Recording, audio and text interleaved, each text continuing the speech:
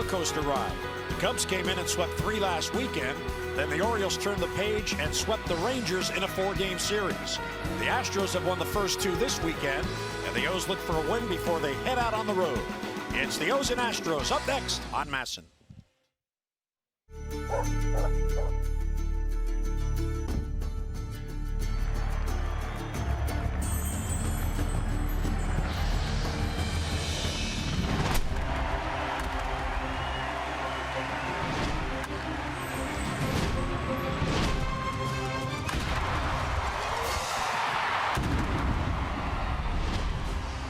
It's the Orioles on MASN and WJZ on a sticky and warm afternoon in downtown Baltimore. It's the Orioles and Astros today, the finale of this 3-game weekend series. And hi, everyone, I'm Jim Hunter. And, of course, in Major League Baseball, every player strives to be consistent. And for some, that's more easily achieved than others. Now, last year, Jonathan Schoop had a breakout year, 25 home runs and 82 RBIs. And this year, he's following that up, and he has taken it to another level. And this weekend against the Astros, he has matched up against Jose Altuve, who is regarded as the best all-around hitter in the major leagues as a second baseman. But when you look at the numbers, Jonathan Schoop is right there with Altuve. Of course, Altuve leads the league in batting. He's trying to win his 3rd batting title, most base hits and most multi-hit gains. But look at the run production numbers from Jonathan Schoop. 21 home runs more than any other second baseman. He also leads in RBIs, extra base hits, and he is second in multi-hit games at 33. So Jonathan Schoop is certainly becoming an elite hitter. And Mike, when you look at Jonathan Schoop, it's one thing to say, yeah, he's gone to the next level. Right now, he is the Orioles' most consistent run producer, top to bottom in the lineup. Oh, you got that right. A little unfair maybe to compare him to Altuve. Altuve, 5-time All-Star, last 3 seasons, 40 or more doubles and over 200 hits in those campaigns. But Jonathan Schoop is close. And I'll tell you what, by the end of it, Schoop's going to outpower him and out RBI Altuve for sure. And the batting average, you just don't know, because Jonathan Schoop is so locked in right now. He's covering everything. He's very quiet at the plate. He's able to handle every pitch, and the reason being, he's laying off the low ball. He said in spring training, working with Scott Coolbaugh, if it's low, let it go. He's brought his strike zone up. He might chase a few more at the top of the zone, but you know, everybody throws those power sliders, the sinkers, the change-ups down at the bottom of the zone. So you expect your eyes are taken down there. Well, John's made the adjustments, and he's elevated the zone. How about this? Look at the classic swing by Schoop, and he's using the whole field. Power to all fields. Oh, this last homestand, he has been exceptional, rocking here in the month of July. Not just the bat, even defensively, Schoop's getting better and better. The more time out on the field, the better for Jonathan Schoop. He has a great, humble attitude and just wants to make himself better on a daily basis. He loves being in the lineup. He's having a good time right now, and he is riding this wave of success.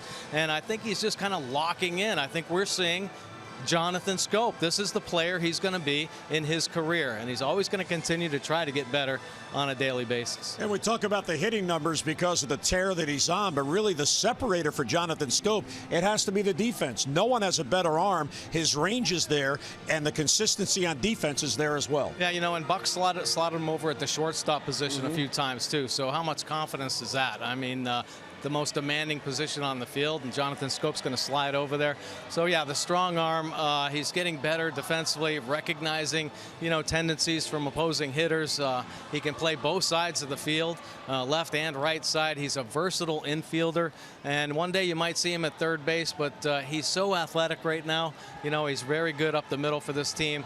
And yeah, you get the ball in his hands, turn a double play, best in the business. It is a cannon for an arm. And it's pretty amazing when you look at it. He's batting third. Every other team knows right now he's the Orioles' best hitter, and somehow the few pitches he gets to do something with, he's doing something with. Right, because he's elevated the sights. They're trying to get him chase on that slider down. Last year, you mentioned at a breakout season, the 162-game schedule, the batting average, you know, about 260, 270, but had the big-time power. So when mistakes were made, he wasn't missing them. But the swing and misses were there. He was chasing those sliders down. Haven't seen it as much this year, boy. When that ball gets elevated, he is hammering it. So today the Orioles look to salvage one in this 3-game weekend series before heading out on a week-long road trip. It's the O's and Astros. Lineups and first pitch are next.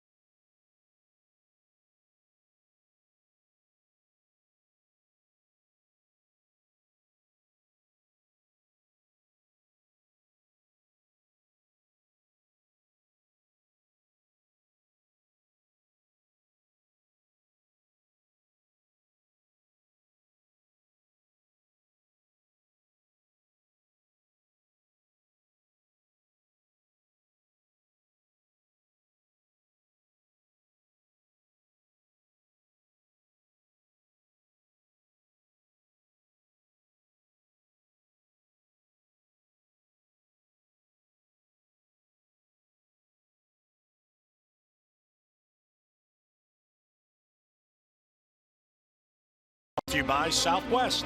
Yes to low fares with nothing to hide. That's transparency. And by Johns Hopkins Orthopedics, serving the community for over 125 years. Well, another summer day here at Camden Yards. Our BGE Home game time temperature. BGE Home is Baltimore's home team for heating, cooling, plumbing, and electrical. Why would you call anyone else? 92 degrees. The humidity actually has decreased. It was 90% last night, down to 50%, but it is still very sticky here at Camden Yards. Daytime baseball, O's and Astros. And the Houston lineup for today: Altuve, Reddick, and Yuli Gurriel in that number 3 spot. How about that month of July? 5 home runs, 18 RBIs to go with a 387 average. Gaddis will DH, then Gonzalez at short today. McCann, Bregman, Aoki, and Marisnik. And let's take a look at Dylan Bundy's pitch arsenal here. In this ball game, he's going to need that changeup. He's got to use all 4 of his pitches for sure. But I think the changeup's going to play big off the fastball. Try to get this Astros lineup off balance, slow them down a little bit. They have been clicking. Talk about some of the hitters that have been hot in the month of July. Altuve leading off is certainly one of them. He's got to stop him right out of the gate. 418 earned run average, 88 punch-outs, 36 walks on the year for Dylan Bundy. 114 innings of work. It's going to be managed here in the second half. Says he feels strong and healthy, ready to go. Opponent sitting 248, has given up the 19 home runs. The long ball been a problem for Bundy here lately. Yeah, almost a tale of 2 halves for Dylan. Just trying to get the consistency that he had early on in the year. So here is Jose Altuve, league's leading hitter at 352, and a 14-game hitting streak he brings into today's game. And first ball swinging, fouls it off. The high fastball, Altuve, we talked about him being such a good hitter, but he is an aggressive hitter. Boy, if that ball is on the plate, he is cutting it loose. Definitely have to mix up your pitches. Keep him thinking about it. Now, Bundy has seen the Astros in his career only once, and it was last year, and he did not even complete an inning. It was in the first part of the year when he was pitching in relief back on May the 24th. And he came on, he faced 4 batters, all 4 reached, 1 scored, and he took a loss. And that's the only career appearance against the Astros. Yeah, tough situation to come into for sure. Real good off-speed pitch. He had Altuve well out in front, 2-2.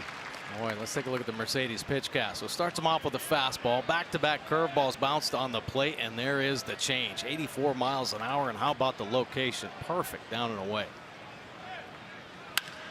And bounced to short. There's Tejada to his left. Ruben playing a fine shortstop, gets it to first and 1 down. A nice play right there. Let's take a look at the rest of the defense behind Bundy this afternoon. They have Mancini, Jones, and Trumbo in the O's outfield. Tejada scope up the middle. Machado over at third, Davis at first base, and Caleb Joseph behind the plate. But how about Manny Machado? Flashed in the leather in last night's ball game. Step and a dive away. Can't make that play if your feet aren't working. Certainly were there. The O's defense got to step up. Help Dylan Bundy get through this lineup. Here's Josh Reddick, who's in right field today. George Springer is getting the day off. Reddick, a new addition to the Astros this year, 4-year deal, and he has fit in very nicely. And A.J. Hinch, and someone may have gotten a piece of Caleb, he utilizes Reddick in both left field and right field. Yeah, missed Caleb and got Mike Winters. Oh, got Mike Winters. Right up in the mask. Get your attention. Let me start the day right there. Wake you up a little bit. He doesn't need that cup of coffee now. Maybe an ice bag. Caleb knows all about it, so he's talking it over, giving him a few seconds. They're 1-1 on Reddick. And pop foul out of play. Now, Bundy began the year, he was 5-1 over his first 8 starts. And his ERA was 2.26. But since then, he has gone just 4-7 over 11 starts. Appeal to third, and he went too far. There's a strikeout. So 2 down as he was fooled by the off-speed pitch and couldn't check. Yeah, a tight breaking ball down at the bottom of the zone. Boy, did not go his way there. A questionable call. Caleb Joseph out point down and gets it with the quick sell.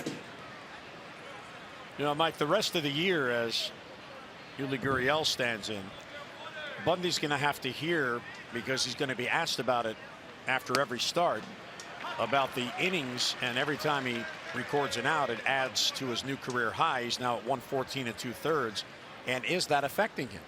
Last year, remember, he was only a starter for half a year. This year, he's in there for the entire season. And a lazy fly ball to Adam Jones, and a good start. 3 up, 3 down, go the Astros. Here come the birds.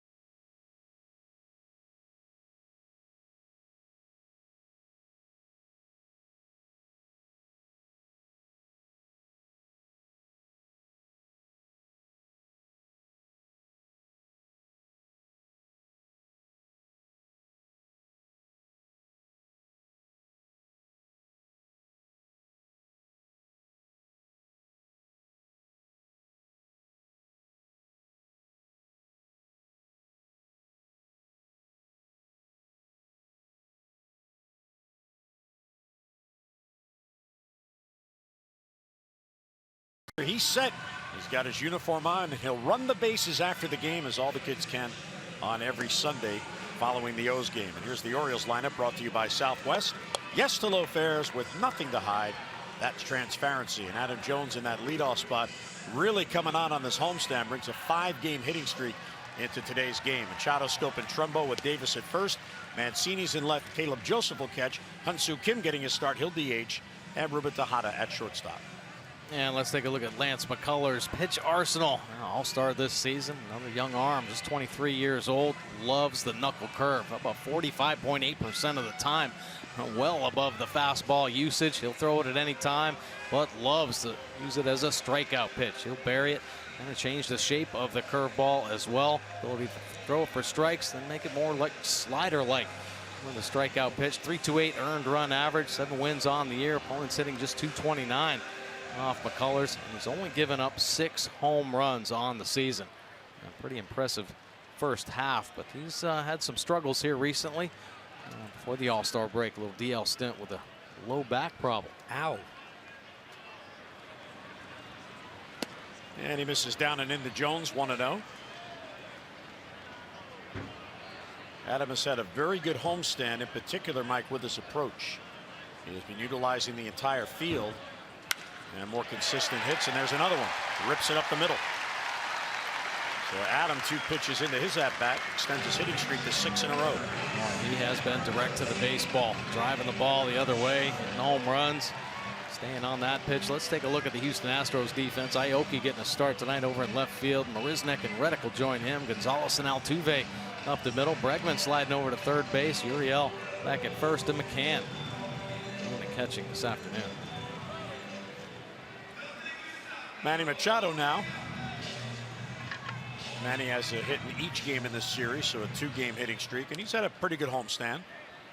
11 for 33, 333 clip, couple RBIs, no home runs on the homestand, and this is game 10 of this homestand.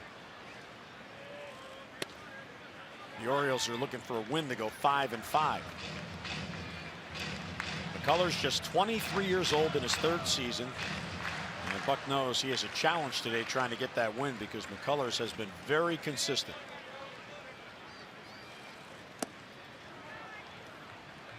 consistently good against the Orioles, that's for sure. All-star first half. Dominant in his career against the Orioles. 3 starts, 3 wins. A lot of punch outs. A.J. Hinch has the team with the best record in the league. Good take there by Manny upstairs, 2-1. Manny looking for that long ball, Mike. He's now 45 at bats without a home run. Last homer on July the 7th before the All-Star break. Manny's swing now looking more consistent, more Manny Machado-like. Starting to hit the line drives, and it's just going to be a hair of an adjustment. Watch this ball jump out of the ballpark. He's got the line drive swing going. Picking up his hits on this homestand, but I think there were some problems. Yeah, he's a lot of home runs, but he was actually trying to hit home runs, getting a little too big, and I think that's why his average was suffering a little bit. On-base percentage down. You're starting to see the ball, track the ball a little bit deeper into the strike zone, starting to use the whole field a little bit more, just squaring the ball up more consistently. And yeah, you said it. He's having a good homestand here, 11 for 33, but no home runs. And he'll take a walk. A patient approach, 2 on with none out. Jones to second, Machado to first. And immediately Brian McCann out to chat with Lance McCullers, who was upset at ball 3 when the changeup missed low.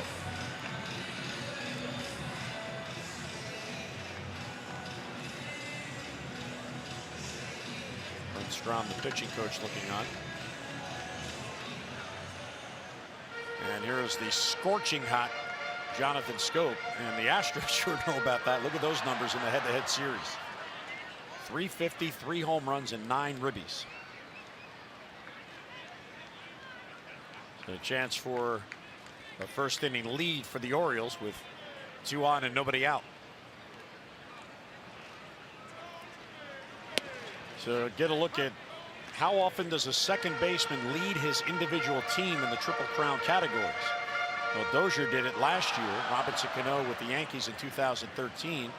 Charlie Gehringer back in 1933.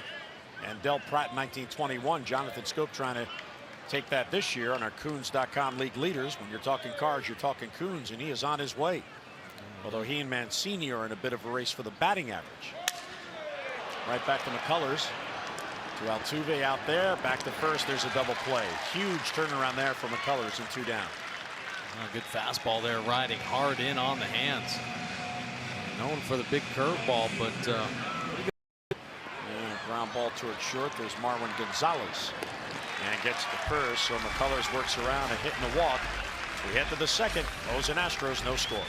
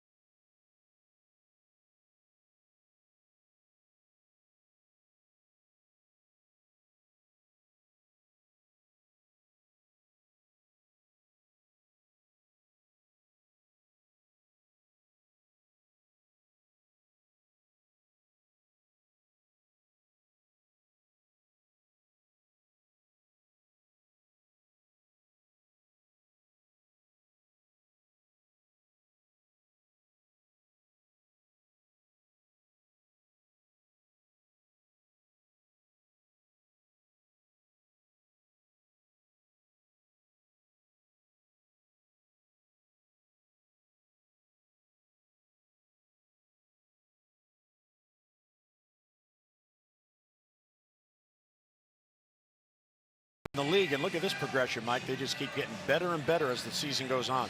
Kind of scary, isn't it? Started off slow. I mean, second place slow. Are you kidding me? And then, it just keeps climbing and climbing. And, you know, they're not showing any signs of weakness other than the fact that they lost a big part of their offense in Correa with the thumb. Just had surgery on the thumb, and he had 20 home runs. He was mashing as well. But they got four guys that are just having tremendous months of July, too, to help carry those big numbers, too. Uriel, Springer, of course, Altuve, Gonzalez. Some big bats in this lineup that have stayed consistent and are really starting to heat up here in the middle part of the summer. Evan Gattis will lead off. He's in the cleanup spot and DHing today. He caught last night. He had a good night. He was 3 out of 5. Got the rally going against Darren O'Day in the 6th and then drove in a run in the 9th. Off-speed breaking ball for a strike. Bundy 19 starts and 13 have been quality starts. Coming out off a solid effort against Texas on Tuesday. Lifted the right. Mark Trumbo's out there today. And Mark has for the out, 1 away. The 4 in a row retired by Bundy to begin the game. The Orioles will open up a 3-game series Monday, July 31st. A week from tomorrow, Kansas City comes to town. And on Tuesday, August 1st, all fans will receive a Jonathan Scope t-shirt. Now, tickets start as low as $15 and are available. So come on out and join us, Orioles.com, or 888-848-BIRD. Cool looking t-shirt. Number 6 getting popular.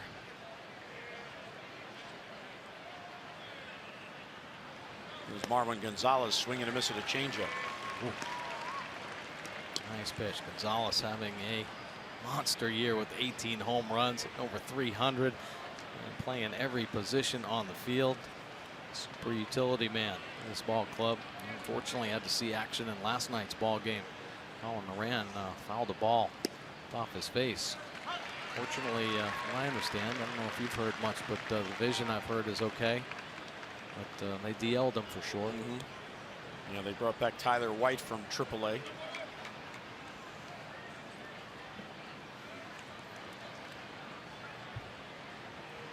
Marwin Gonzalez is extremely versatile. He came up as a shortstop. He's playing there today, but he plays third base, he plays first base, and he plays the outfield. One of the reasons A.J. Hinch can go with a 3-man bench. And 1 and 2 is he won't chase the inside fastball. Now, that's the thing in the game today. Obviously, you're going to have your star position players who play there pretty much day in and day out. But when you have a roster like the Astros have and you can move Gonzalez around to get his bat in there, it's a benefit. Last night he came off the bench when Moran unfortunately was injured and took over at third base. When the Orioles played in Houston, he got a start in the outfield. Bregman played short the first 2 games in the series. He's back at third today, so the ability to move around keeps the mainline batters in there. Yeah, and a manager's dream. Ball 3, pretty good at bat here from Gonzalez from 0-2 to a full count. Yeah, nice try though by Dylan Bundy. Getting that fastball in on the lefties. At times it can be a hard pitch to make. We've seen a few leak back over, but all those balls in there, all fastballs, riding well up and in, just off that inside corner. And he draws the walk. Solid at bat. Let's go back to last night. This was in the 6th inning. Colin Moran against Darren O'Day. Slider that rides up and in, and then the swing. Boy, the foul ball kicking up. You just don't see that in the game. A tough break, obviously. Colin Moran the day before his first major league home run and first major league triple. Yeah, that's really too bad. He gets called up. He's tearing it up in AAA. And in his second game, he's injured and now disabled. Here's Brian McCann, who's catching today. He caught Friday night, back in there today. That Gonzalez at bat, we've seen quite a few of those type at bats in this series, Mike, where the Astros hitters are very patient and they work the count. Yeah, they understand their strike zone right now. Got it going on. There's a nice wave of confidence. Seems to be very catchy in this Astros lineup. Not too many guys struggling at the plate. Seeing the ball very well. There's the table setter right there. 455 this month.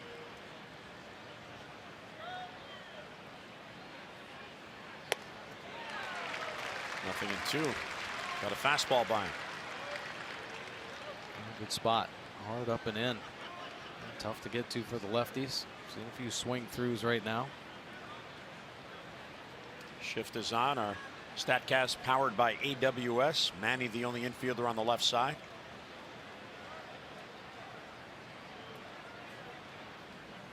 And he got him upstairs with heat. McCann down on strikes, 2 away.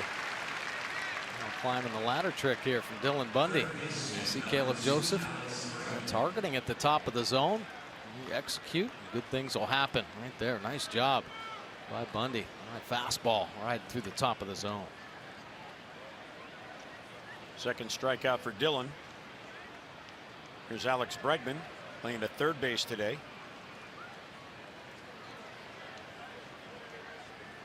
Second season, first full season as Bundy checks in on Gonzalez.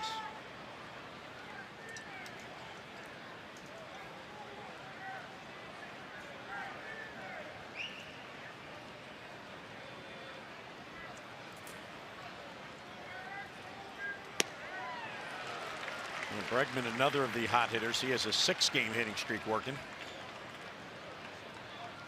Good fastball right there on the outside corner, top of the zone.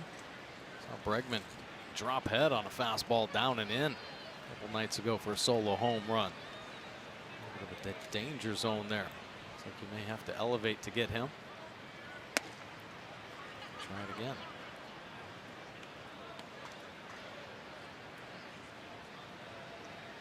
Dylan Bundy, 24 years old, his second season. Looking for his 10th win.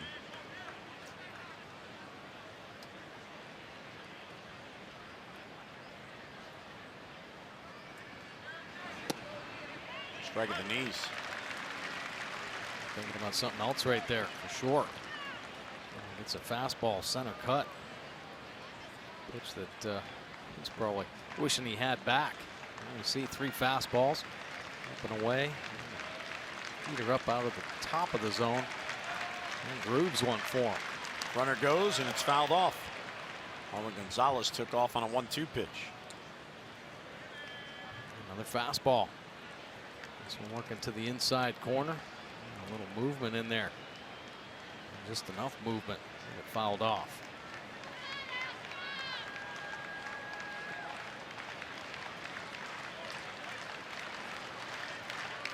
Tough day to pitch with how sticky the weather is. And even when you get a breeze, it's a warm breeze. Right.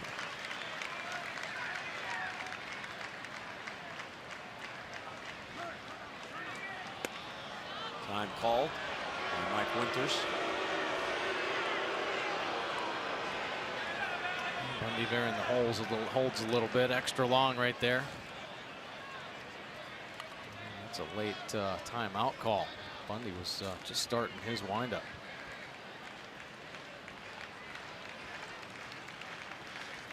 Uh, 1-2 the count, holding on Bregman. Fouls it back.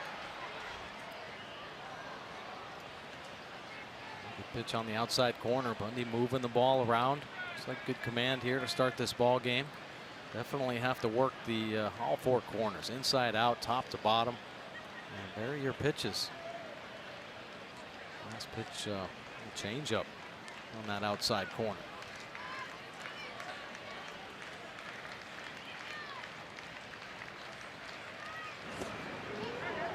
Well, talking about command, how about Dylan Bundy? Wild pitches can certainly hurt a pitcher. Dylan Bundy has gone 3,903 pitches coming into this start since throwing a wild pitch. I can't believe you actually said that. You may have jinxed him. Oh, okay, former player. Strike 3 called on a breaking ball. There's your jinx. Back-to-back Ks ends the inning. A 1-out walk, 1 left. Mid-second, no score.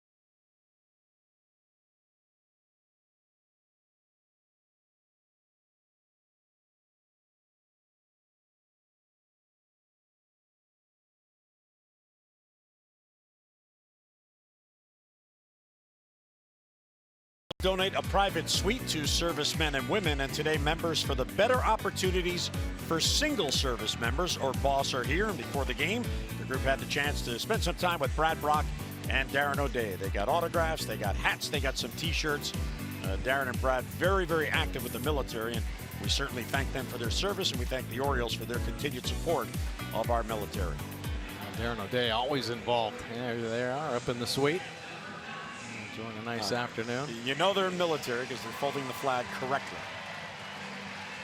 And now they know they're on television, so don't make a mistake.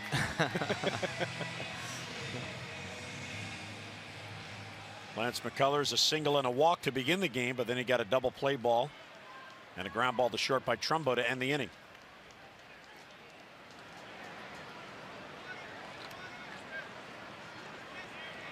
Here's Chris Davis. Mancini on deck, and then Joseph. Chris at 215 on the year. You see 1 for 8 in the series. He's had a tough homestand, and as he said the other night after Friday's game, he's had one of those all or nothing homestands. He's 5 for 34. That's a 147 clip. 3 of the 5 hits home runs. Yeah, well, a lot of nothings in there. I mean, Chris, I think, still trying to get his rhythm and timing back. Had that one good game where he hit a couple home runs. Nice swing right there. Stayed behind the baseball. But it is hard at the major league level. Pitchers kind of sense if your timing's off a little bit, get exposed, and try to overcompensate at times. And when you know it, next night a different pitcher in there doing something absolutely different to you. So it has been hard for Chris to regain that timing. But you sense that he's getting close. McCullers, of course, he keeps the baseball in the ballpark anyway. But it's amazing, a right-handed pitcher against left-handed batters. There has been just 1 home run hit against McCullers by a lefty all year, just 1. And it was Mike Moustakas of Kansas City hit it out. Yeah, it is pretty impressive for sure. I mean, a real good breaking ball, but not a lot of stuff that actually works away from the lefties. It's kind of surprising in that regard. You see him steady diet of breaking balls here. Chris Davis. Now, granted, it's one of the best breaking balls in the game today, and he isn't afraid to use it. And lefties especially up over 50%. Another count to 2-2. Against the shift, he's going to get a base hit. There you go. It rode in on him, and it looked like an inside-out swing. Well, I think the breaking ball dictated the swing. He gets the foot down, and of course he's looking to turn and burn on it, but that breaking ball got on him a little bit harder. Threw it firmer, more like the slider, so he had to make an adjustment. And unfortunately, the defense shifted completely over the right side of the field. Davis picking up a knock. Sometimes that first at bat, it doesn't matter how you get it. That knock will help your confidence and grow tremendously. Here's Trey Mancini, so that defensive swing benefited Chris Davis. Made perfect contact and a ground ball base hit.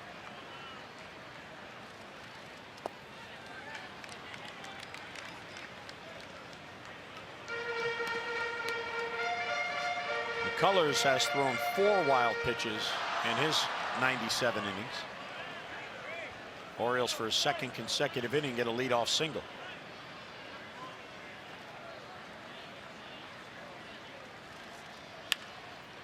And a bouncer foul. Our Maryland Lottery contestant of the game, Denise Randolph of Pasadena, has won $500 for being selected and will win $500 more for every Orioles home run hit in the game today. You can play Home Run Rich's scratch-offs and win up to $50,000 or enter those non-winning tickets for a chance to be the contestant of the game. Visit mdlottery.com/homerun. Mancini's had a quiet homestand. Swings through a fastball. I don't see him not do that too often. Chase out of the zone, especially on a heater. 96 miles an hour. Down and away, but well down. Started down, stayed down. Get that ball elevated a little bit, especially with the breaking balls McCullers throws. He adjusted. Mancini, I think, has set a standard that if he takes an 0 for 4, you look up and go, what happened? I mean, Yeah, really, absolutely. He's been that consistent. 7 for 33 on the homestand. He does have 6 RBIs on the homestand. So 6 RBIs in 9 games, not a bad ratio. No, that's good. You're right. But, come to expect just so much more. He's been so consistent this season. And in many cases helped carry this team with his bat.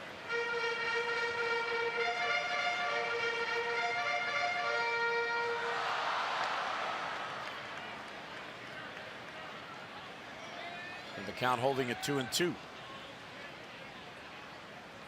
Oh, it plunked him. Not what McCullers wanted to do. So the Orioles back-to-back innings hit the first 2 on. 4th time this year that Mancini's been hit. And here comes the scorching hot Caleb Joseph. Boy, he is hot. How about these numbers here? Season 55 games at 304 with the 11 doubles, 4 homers, 19 stakes. But since May 8th, 357, 9 doubles, 3 home runs, 16 RBIs, the best batting average for any catcher in Major League Baseball, and 3rd best for any player with 100 ABs. Yeah, Caleb on his game for sure. He's quiet in the box right now. He's got a nice game plan, a consistent game plan, and that is to stay hard to the middle. He's got 23 hits to center field, 13 to left, and 12 to right. That is some balanced production right there. Shows bunt. Maybe just a show bunt. The Astros actually expecting a sacrifice. See the way they have it defended with the corners pinching in.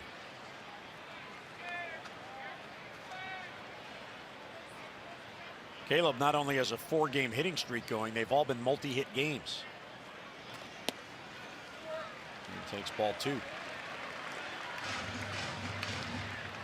he's seeing the ball very well. He's laying off some tough pitches. How about these back-to-back months?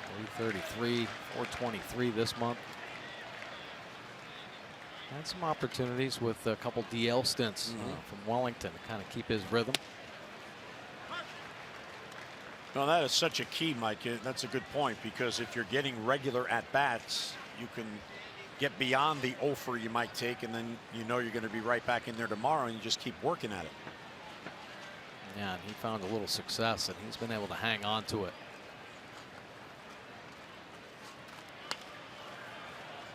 Fouls it off, so the count to 2-2.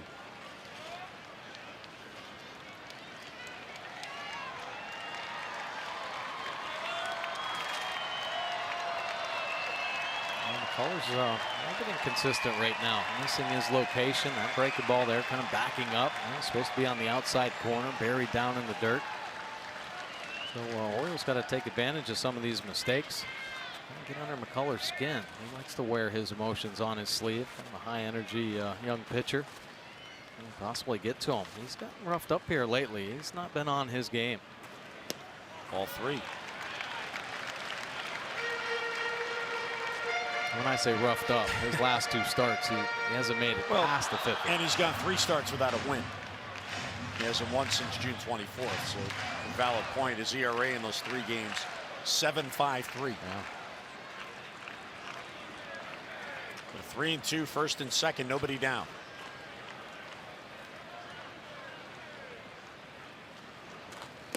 And he takes a walk. What an at-bat by Caleb Joseph. Very patient. And the Orioles have the bases loaded and nobody down. Yeah, that is some great discipline right there. Tough pitch, hard slider, down and away. And there he's having a hard time. He just said it. I can't throw for strikes. Can't find it. Always got to keep it on him, keep making him work. Well, here is Hyun-Soo Kim, his first start since the All-Star break. His last start was July 9th in Minnesota. He's had infrequent at-bats on this homestand. He did pinch hit on Friday night and doubled during that 5-run 9th inning rally. Big chance here, bases loaded, nobody down.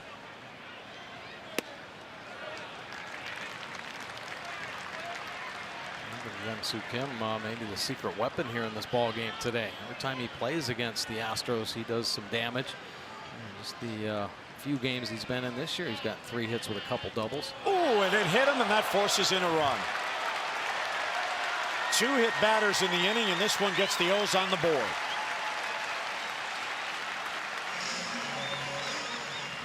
Yeah, he's frustrated right now. He can't command anything. He can't get the fastball in there off the leg.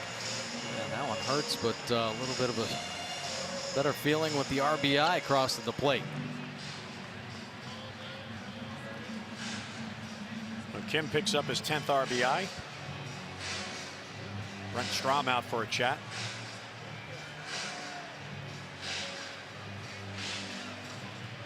Covering his mouth so us mouth readers don't get the strategy. Right. Now take a look at this. Most consecutive batters faced without allowing a home run, and McCullers on the list with 169. Man, only 7 home runs all season long, and he's been on a nice little roll, even with the recent inconsistencies. Boy, but right now he just can't find it. 2 hit batters, base on balls, and you could tell on one of the mound visits he was upset with his command. He just can't throw a breaking ball for a strike. Here's Ruben Tejada, still nobody out. And a borderline strike. Ruben is without a doubt taking advantage of his opportunity. .325 hitter with the bases loaded in his career. He is 9 for 28 on the homestand, a .321 clip. And he's making the plays defensively.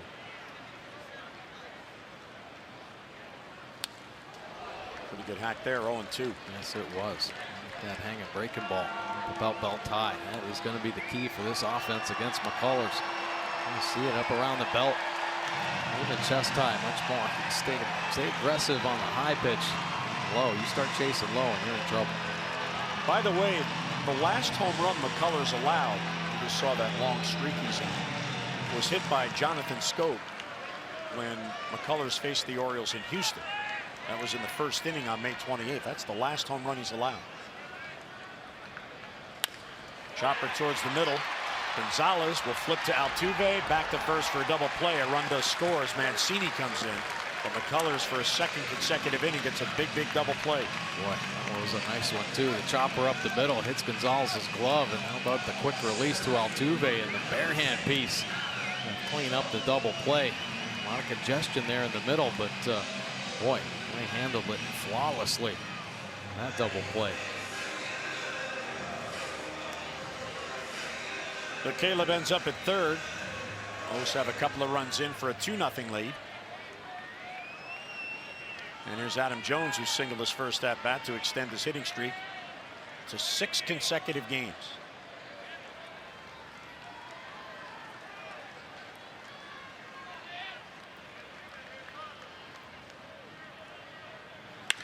Ground ball, base hit left field. And Jones picks up Joseph from third for a 3-run inning. Adam Jones has been a monster with runners in scoring position all season long. How about a clutch 2-out knock? Caleb over at third base. Yeah, nicely done by Adam Jones. He's calling for the ball. He'll break another all-time record or pass somebody. Must have. He hammers that heater through the 5-6 hole. See Caleb walking on in. Well, he's tied Nick or past Nick Markakis now on the all-time list. He was one behind Nick. So he now has 1,548 hits. So Adam is 6th all-time, pushing Nick down to 7th with the 2 base hits here today. And Manny fouls it off. So a nice career milestone for Adam. Sure is. The all-time great Oriole players now. Has been. Just consistency. He's passed Ken Singleton this year. Now he's passed Nick Markakis.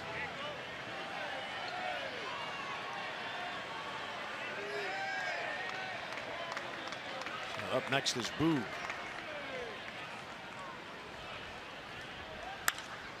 And foul, just foul down the line. Boog is 5th, 1,574. Adam is now 1,548. before too long he'll pass Boog for 5th.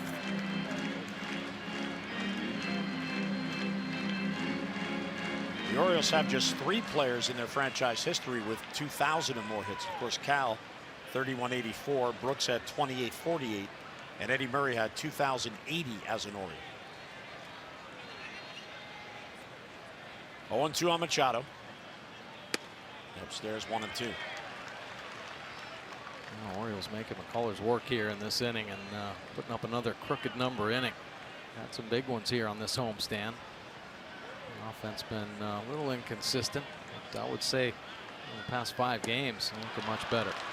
Well, Manny down on strikes. That will end the inning, but a big inning for the O's. They get 3. We head to the 3rd. 3-0 Baltimore.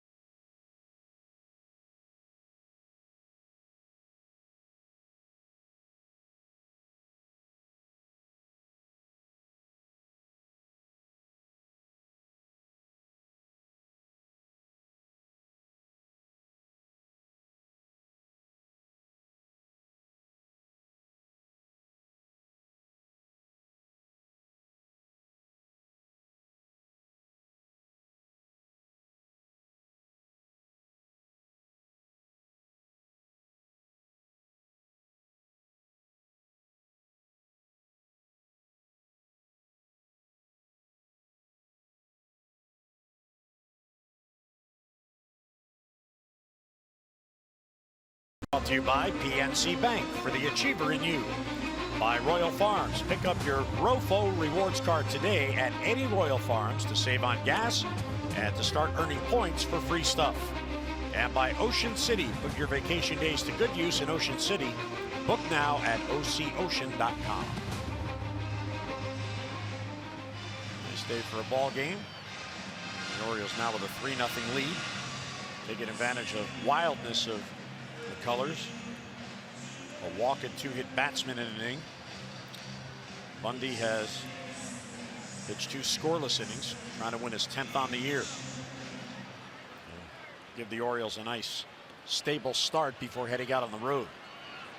You know, that last start Dylan had when he threw that quality ball game, 6 strong innings, he was supported by the Oriole offense. They gave him some big runs early. Well, nice to see the Orioles get on the board here with the 3 spot. Help him settle in. Knocks him off the plate. Nori Aoki, his first appearance in the series.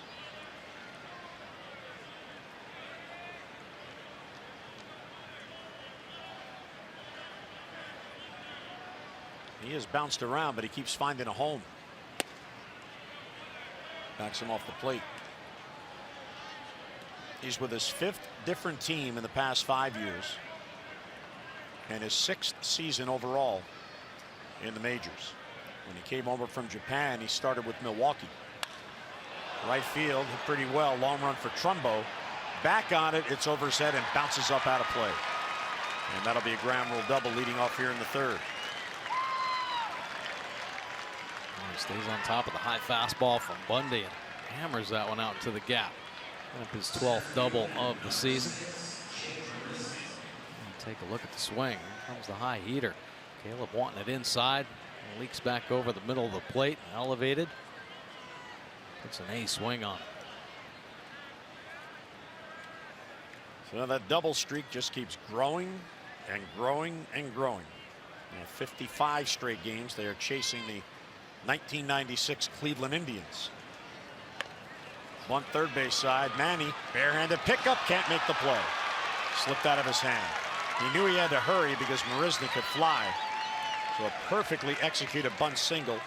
And first and third with nobody out. Oh, it sure was. Put some pressure on the Oriole defense here. Marisnick, man, looked like he was in a good position. Pretty good ball to handle, but when he comes up to fire it across the infield, it just loses the grip. Looks like he's got a little tape on his hand.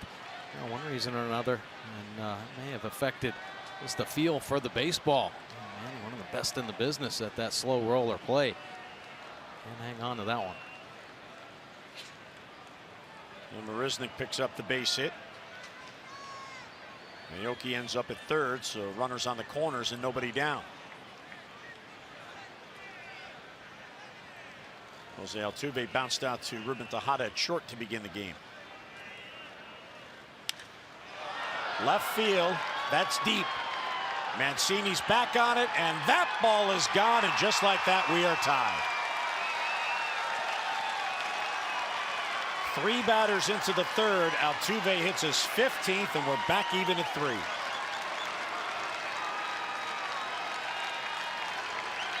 Wow.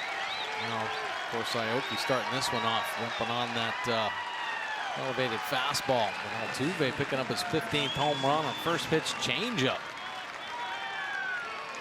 Yeah, these guys are ambush happy. If there's a pitch on the plate, they are going to be hacking at it no matter what it is. And you see the change. Caleb wanting it away, and it leaks back over. A risky spot to throw a change. That's why the dangerous call with changeup righty-righty matchup, it better be away. And down, not that one. So Altuve's 15th. He now has 56 RBIs. This one's lifted to right. Trumbo back. That ball carries. And at the wall, he'll make the catch. And one away here in the third. Fans, on Friday, we hope you can join the O's Zone Rally team presented by Budweiser, 5 to 7 p.m. at Sunset Cove. That's in Bowley's Quarters, featuring former Orioles pitcher Rick Krivda, the old left-hander, and the Oriole Bird. For the complete schedule and rally info, Orioles.com/rallies.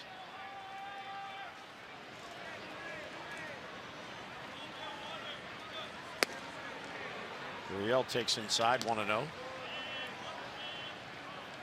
So Bundy, who went into minimize the damage mode, got ambushed on the first pitch by Altuve.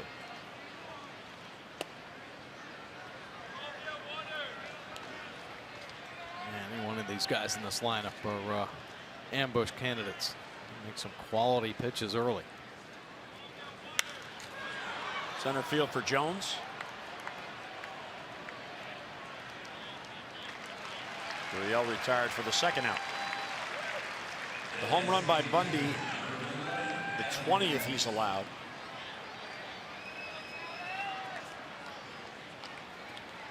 He allowed only 4 home runs in his first 8 starts when he went 5-1.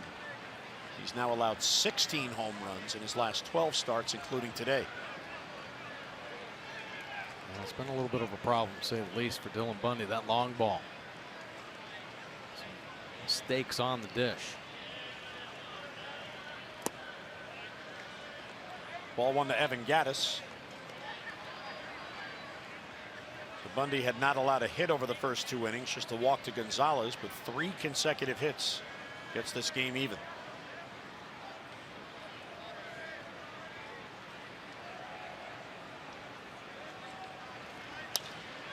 Lifted the left, easy play for Mancini.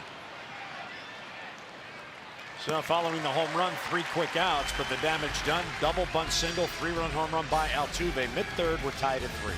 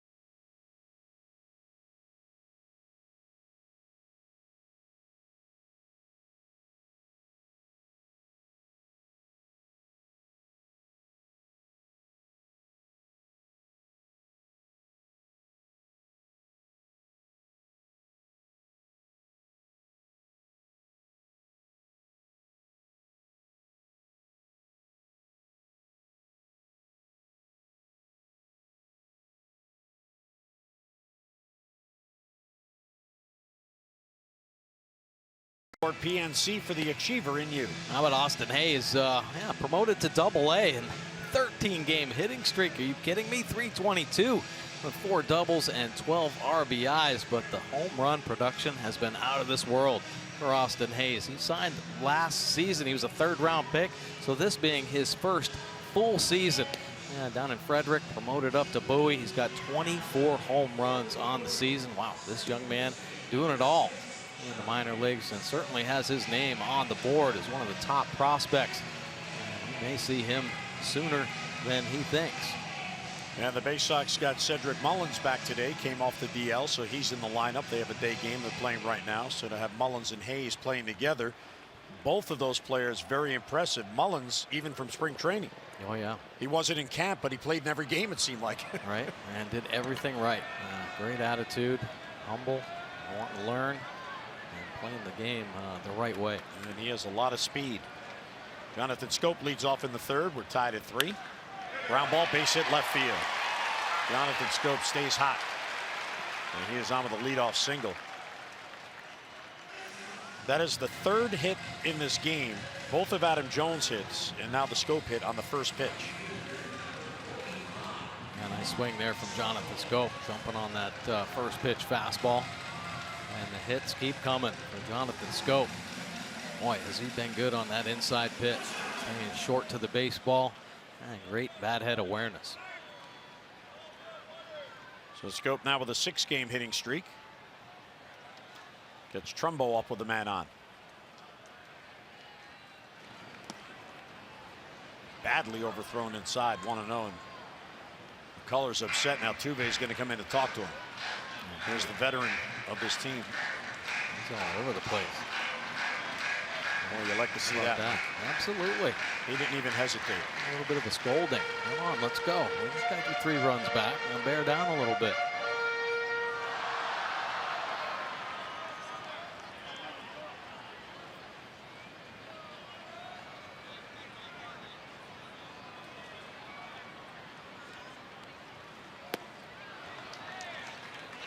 Mark has been having trouble with that particular pitch all homestand.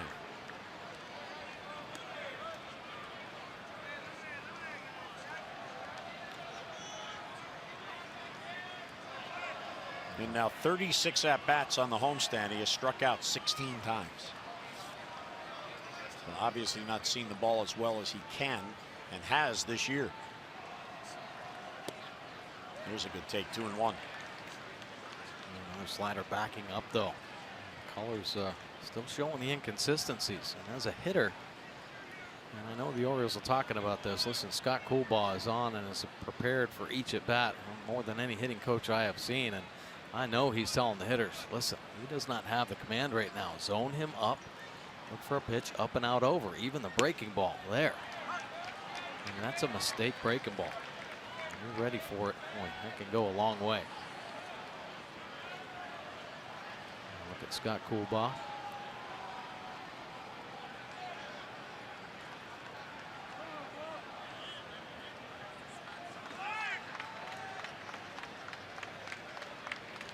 Two and two on Trumbo with Scope at first.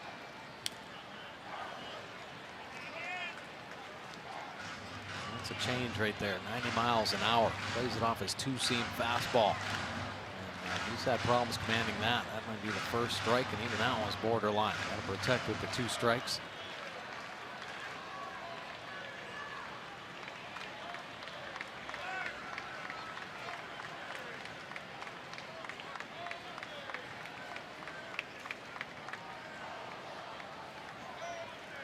Another 2-2 to Trumbo, and it's low ball 3.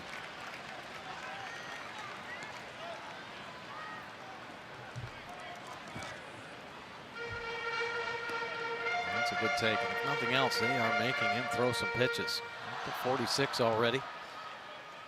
Really part of this game. This will be the 7th pitch in this at bat to Trumbo.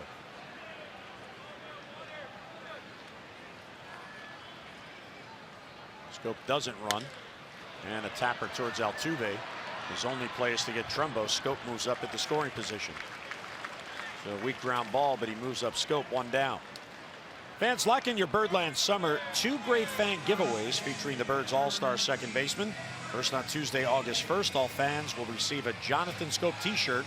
And then on Saturday, August 5th, first 25,000 fans 15 and over receive a Jonathan Schoop bobblehead presented by Ocean City, Maryland.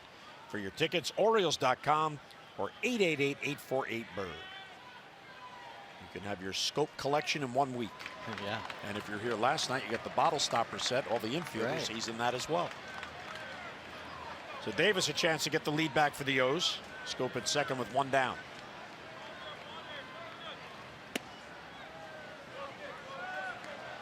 Chris Davis, a little block shot with 2 strikes opposite field to get his first hit of the ball game.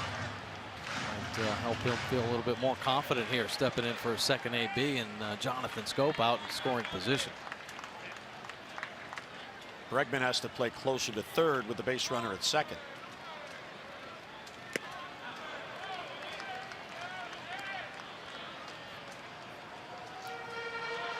Chris scored the first Orioles run in the second inning. He was at third when Kim was hit by a pitch.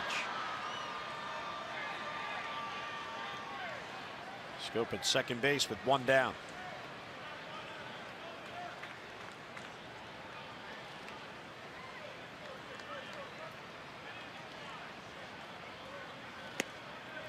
Upstairs.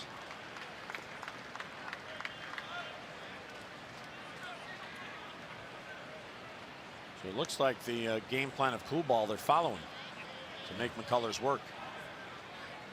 They've got pretty consistent game plans here recently. You know, working counts, to take the base on balls, a lot of chases.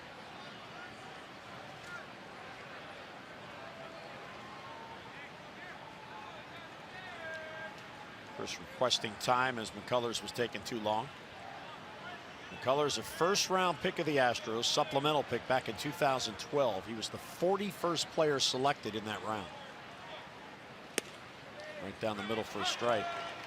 And the Orioles got that selection. And the Astros got that selection when they lost free agent Clint Barmas, a veteran infielder. And the Astros took that pick and turned it into McCullers. That's a good trade-off. Yeah, also. Schoop at second with 1 down. We're tied 3-3.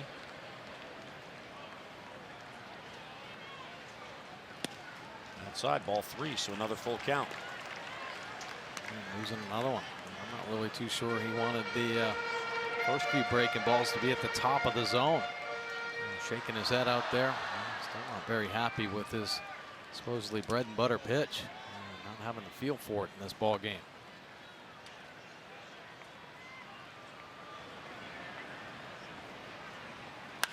Lined into the shift. There's Altuve.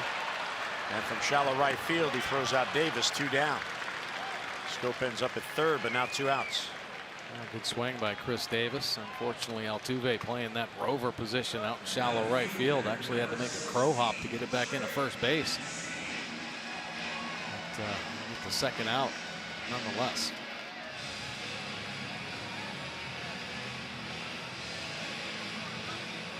I'm not sure McCann liked where that ended up, where Davis was able to put the bat on it. Yeah, he's making mistakes with the breaking ball. Certainly giving him some opportunities. Don't want to make too many with this young man. Mancini hit by a pitch. He scored in the 3-run rally in the second. Astros got even with a 3-run home run top of the third from Jose Altuve.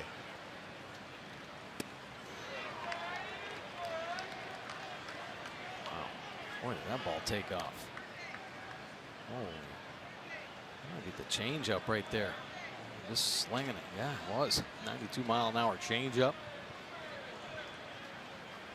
That ball moved about 4 feet. A changeup at 92. Yeah, this kind of takes a little off his 2-seam fastball. He'll work his fastball from 92 to about 96, 2-seamer. And that changed at 86 to 92.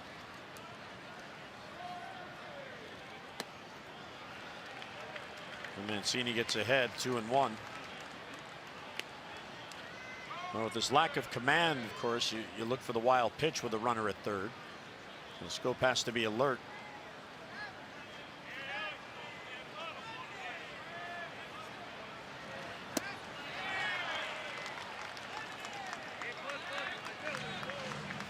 better sliders there. Starts on the plate, just works off the outside edge.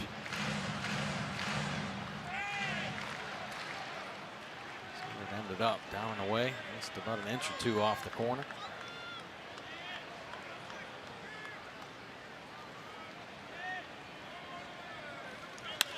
Line drive, base hit, right center field.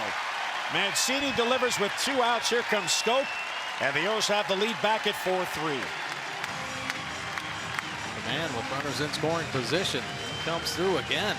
2-out knock on a mistake breaking ball. How about this? Got it setting up down and away. This one stays in the middle of the plate, actually backs up on him, giving Boom Boom a chance. And nice solid approach. Not getting out in front, pulls the hands through, slapping it over Altuve's head with a knock and stake. Mancini's 51st RBI, and the O's get the lead right back. Gets Caleb Joseph up. Well, you can see McCullers is just furious with himself, and it seems to be compounding. Each time he throws a poor pitch, he scolds himself. Yeah. Oh, yeah. Almost looks like he's hurting a little bit after he throws a baseball. I don't know if that's just part of the frustration. It was a wild pitch. It deflects right back to McCann, but that gets Mancini into scoring position. Boy, he doesn't have command of anything right now. Just all over the place. Trey with Altuve out there. Looks like Trey's talking to his little brother.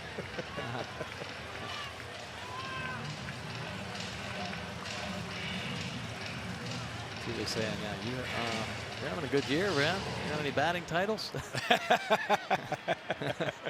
You won any silver sluggers? Did a 3-run home run to tie the game? Well, I did last homestand.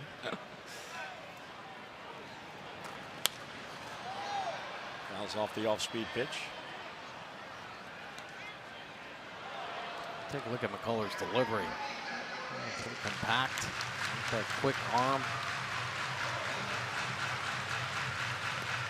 Doesn't seem like a lot can go wrong with it, but boy, it doesn't seem like he has the best feel for the baseball. Michael Feliz now getting loose. Pretty early bullpen action here in the 3rd inning. Bounce towards shortstop. There's Marwin Gonzalez. And slings it across to get Caleb. That will end the inning. So a wild pitch was big. Mancini delivers with 2 down. Birds have the lead back 4-3.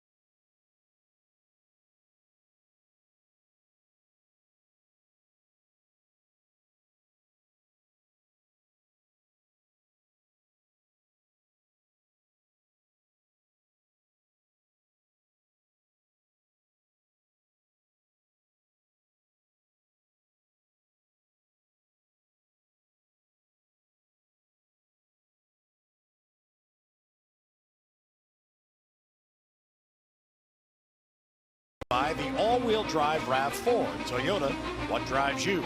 Visit buyatoyota.com for great deals. Trey Mancini fan and a Dylan Bundy fan. Bundy has the lead back, so he'll look for the shutdown inning. Yeah, how about it? Orioles need a 0 right here. Get the offense back in there and keep the pressure on McCullers. Boy, a couple couple frustrating innings.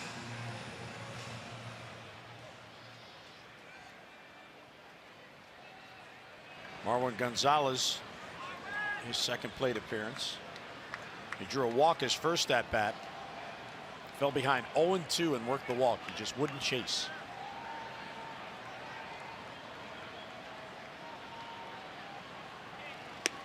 Breaking ball for a strike. Get me over curve.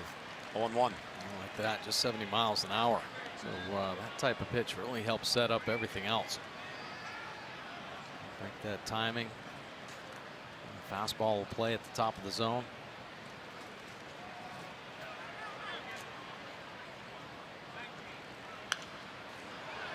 It's ahead 0-2. Well, Bundy coming off that win. He had lost his prior 2 starts leading up to the All-Star break. Home against Tampa Bay and then in Minnesota. Roger McDowell looking on from the bench. And in those 2 losses, he allowed 11 runs in just 9 innings. So the start against Texas on Tuesday when he allowed 1 run over 6 certainly was welcome to him. This is low. Good try in there.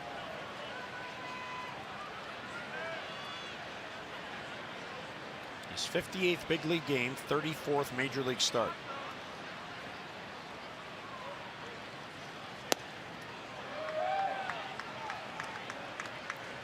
A similar at bat here for Gonzalez. Fell behind 0-2. Walked in the second. 0-2 here. Now it's even. And Bundy trying to get that inside corner with the heater. A couple tries.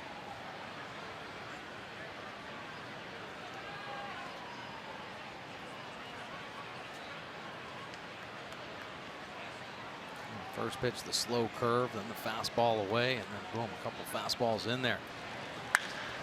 Ground ball and a base hit up the middle.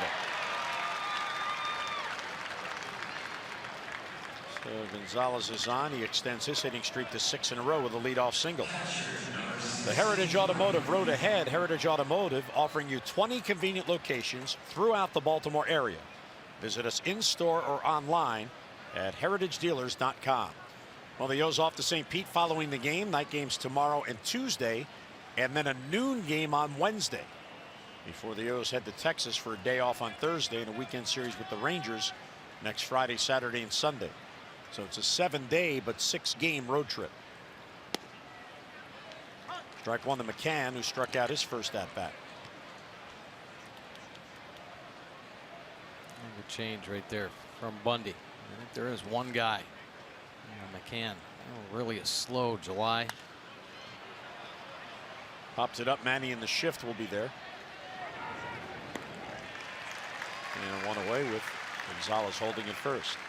Fans, we invite you to text Masson's word of the day, which is boardwalk, to 29292 for your chance to win a lunch with Adam Jones and a gift card to the Green Turtle. That's boardwalk to 29292, brought to you by the Green Turtle. Watch every O's game with us, the Green Turtle Sports Bar and Grill. Hang local. Well, I guess today's a good day to be on the boardwalk. Yeah. Nice ocean breeze. Alex Bregman. Nice block there by Caleb. Yeah, really sucked that one up. Good anticipation. Now, are you more a lake person or an ocean person? Well, I'll do a little of both, whatever's available. Whatever I'm closest to. You're not hard to please, apparently.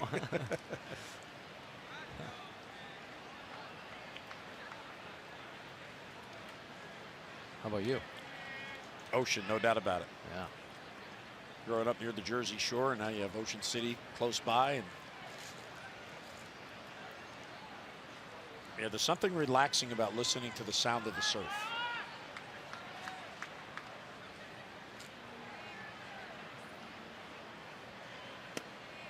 Ooh, a little high. That was a close pitch.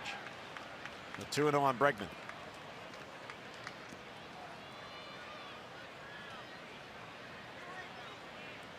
Well, Dylan doing kind of what was expected, mixing up his pitches, trying to keep this Astros lineup off balance. Which is hard to do. Boy, isn't it? Another close pitch, ball 3.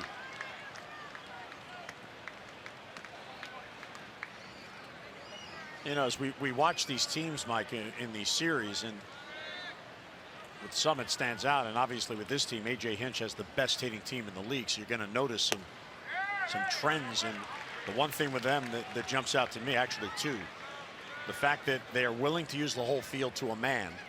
Obviously the pull power's there, but they're willing to go the opposite way, and they're very patient. They tend to try not to chase pitches. They work counts. They get deep in counts. So that's a pretty good approach, top to bottom. Left center field. Adam Jones has a play. Tells Boom Boom, I got it. Gonzalez bluffs to draw a throw, and Adam fires it back in. That's a big pitch right there from Bundy. 3-1 count. And drops the changeup on Bregman. Get him out in front a little bit. Just off the end of the bat. And a big second out.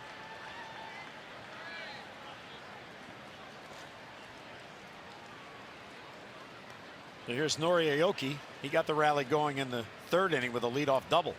He was on board for the 3-run Altuve home run.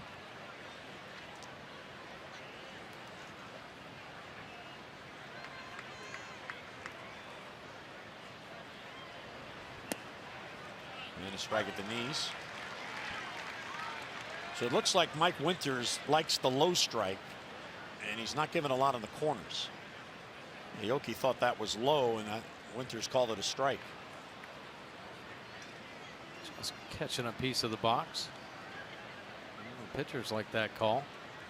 Of course, Bundy can use that to his advantage. Keep everything down there. Same pitch. Good call by Caleb. If you're going to get that call, go back to it. Aoki has played with Milwaukee, Kansas City, San Francisco, Seattle, and now Houston.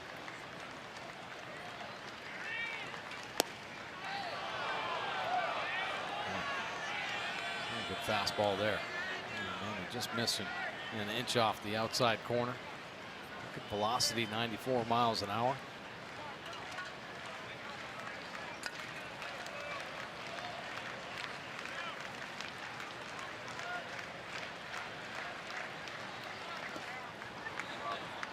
Count evens 2-2. Another good block by Caleb.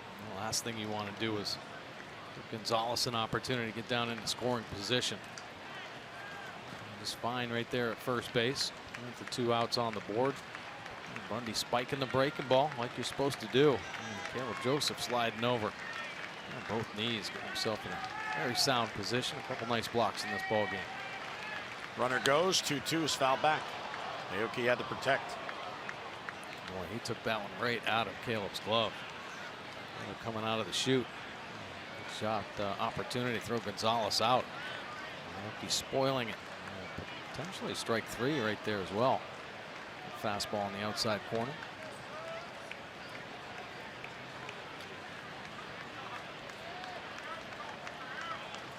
You see Caleb, he peeks to the bench because John Russell calls the pickoffs and the throwovers.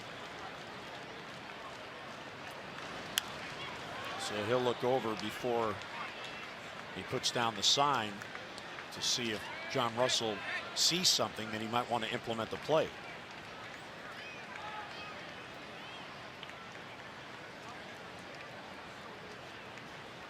He's looking over to Russell.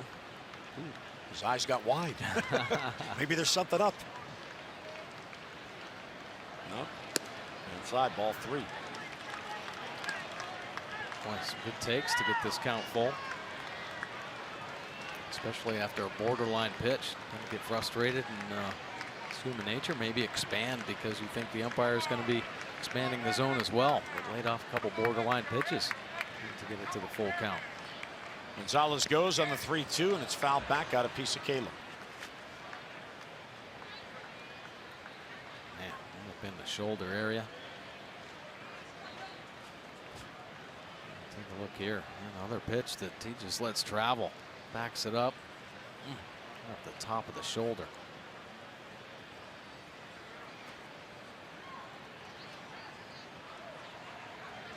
Not enough padding back there for the catchers. And even where there is padding, it seems to find the spot that isn't covered. Runner goes on 3-2, and it's lifted to left center field. Adam Jones won't be able to get it. Bounces down for a base hit. So Aoki with a real good at bat. Well, taking fastballs right out of Caleb's glove. He gets a changeup, 3-2 change that he just stays on, stays through with the bat head. That pitch, that's staying on the baseball. 2 strikes, just battling. And a little touch there as he nestles it in the outfield grass.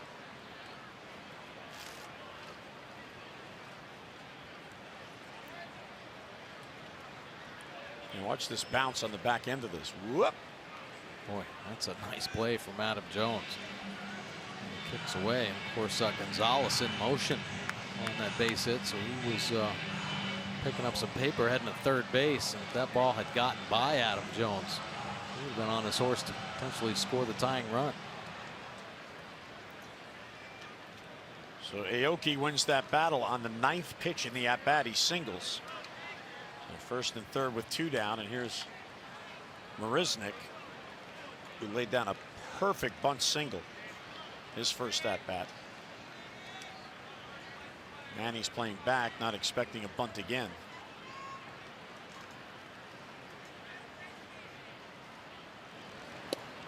Went too far, fooled by the pitch. 0-1. We'll definitely have to be aware of Aoki down there. This 1st and 3rd situation. He can steal some bases. 5 on the year.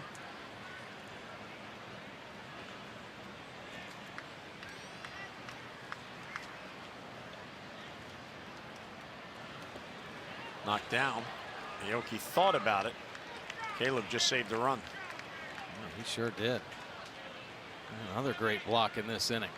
Spiking the breaking ball. Take a look here. Bundy getting over the top of it. Well out in front of the plate. And Caleb just trying to square it up the best he can. Keeping it on the dirt and right to his feet. Keep Aoki in check over there at first base.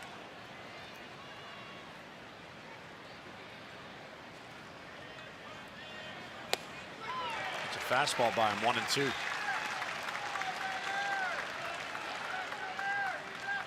Bundy, a little bit of deception with his delivery as he glides down that mound, helps that fastball play up, especially when it's in the upper part of the zone.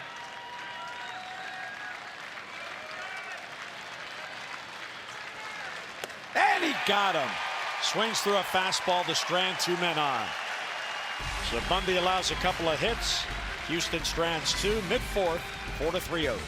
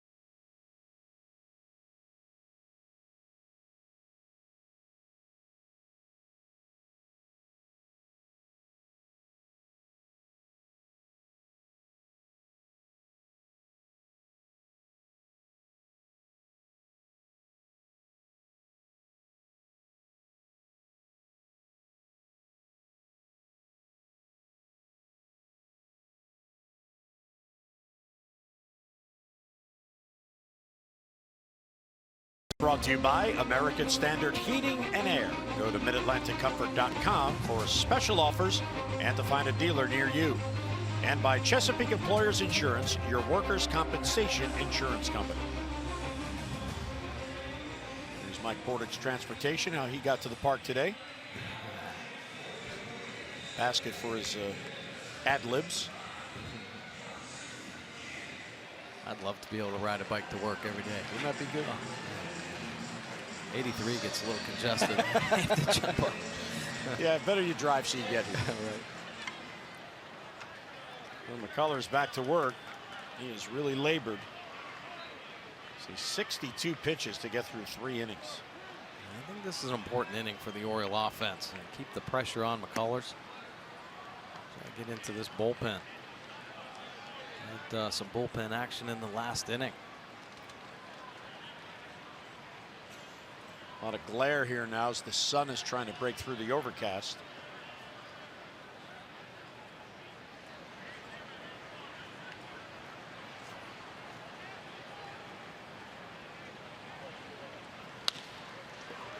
Towards the hole, past Altuve for a base hit. It bounced right over his glove.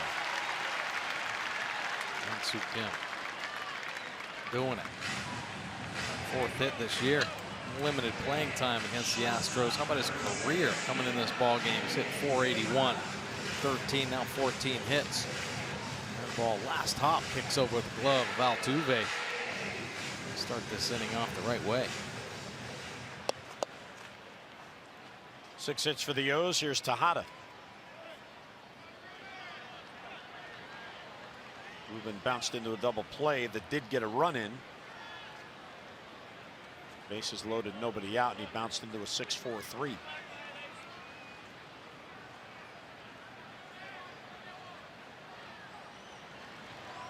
Joe Bunt takes it down and away. I like it. If nothing else, just suck the infield in, especially on the corners. Gives him a little bit more of a chance to pick up a base hit. Middle infielders a couple steps in at double play depth. Get the corners in a little bit more. And yeah, he hit a ball double play that last at bat, but another ground ball, chances go up. You suck those infielders in a little bit more.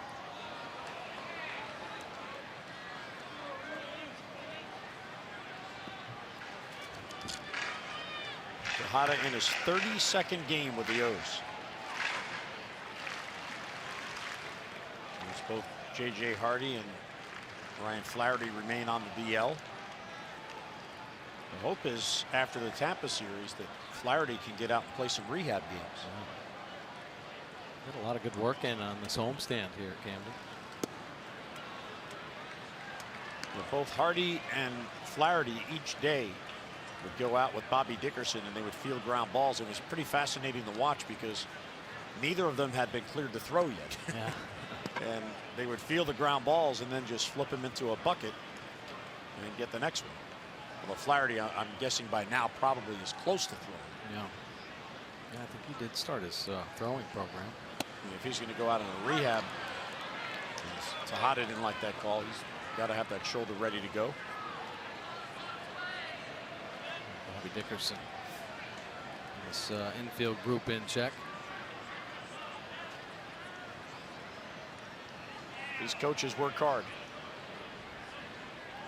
Long hours.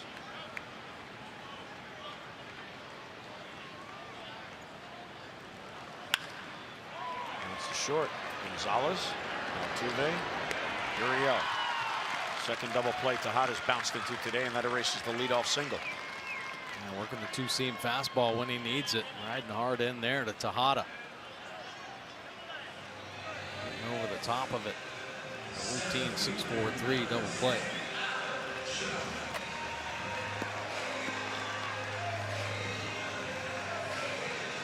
Get the positioning there. Easy transfer onto Altuve. That's what he does. Clean double play turn. Third double play in this game the Orioles have hit into. Adam Jones 2 for 2 and now 6th all-time on the Orioles all-time hit list. He just passed Nick Markakis in the 2nd inning. He now has 1,548 hits.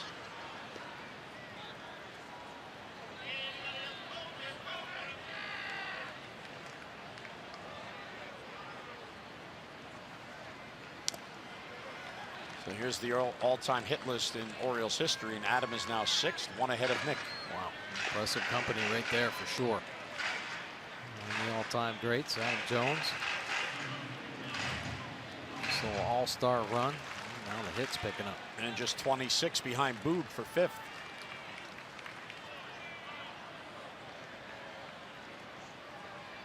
Colors ahead 0-2. Strike 3 call. Fastball there. And McCullers has a 3-batter inning. He still doesn't have a clean inning, but the double play erased the leadoff single. We'll head to the 5th. Orioles with a 4-3 lead.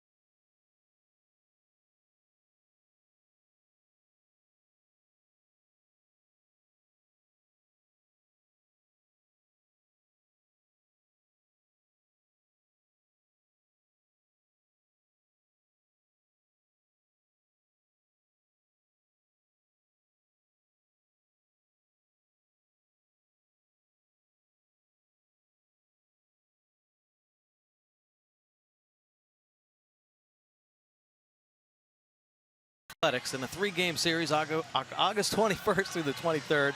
Wednesday, August 23rd is Senior Day with an afternoon start time of 3:05, and all fans 55 and over are eligible for a special ticket package featuring an Orioles Super Plush Throw Blanket. For tickets, visit Orioles.com/seniors or call 888-848-BIRD.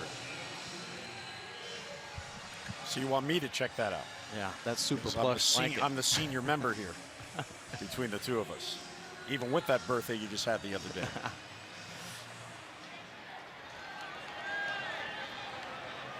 There's Altuve to lead off against Bundy, who had a 25-pitch 4th inning but did not allow runs, so he's clinging to that 1-run lead. Well, moves continue to be made. The Yankees the other day designated Rob Refsnyder for assignment, and today they traded him to Toronto for first baseman Ryan McBroom. So the Blue Jays and the Yankees just trading prospects. This ball's hit deep to right. Trumbo is back on it, and it's over his head and against the wall. And Altuve is going to head to second with a double. That was a catchable ball, and it got past Trumbo for a double. Well, it sure was. Unfortunately, Trumbo not a lot of playing time here recently in right field. Rickard's been playing out there, and you can kind of tell misjudging this fly ball where the fence is. Gets a little in between. And ball kicks up, and Altuve finds himself out at second base in scoring position.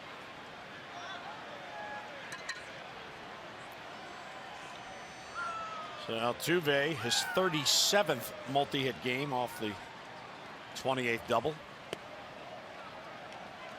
And with the Orioles up by a run already, a runner in scoring position here in the 5th with nobody down. Reddick has struck out and flied out to right.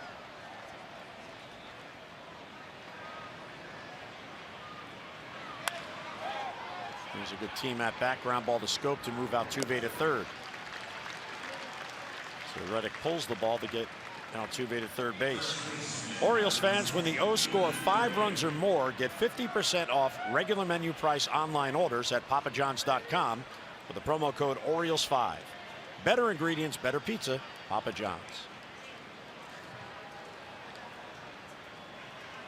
Yuli Gurriel is flied out twice. Fly ball here could get the game even. Nice slider from Dylan Bundy. I've seen a lot of those pitches here in this ball game.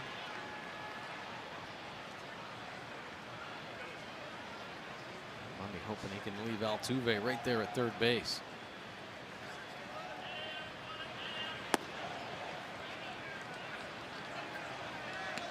Good try.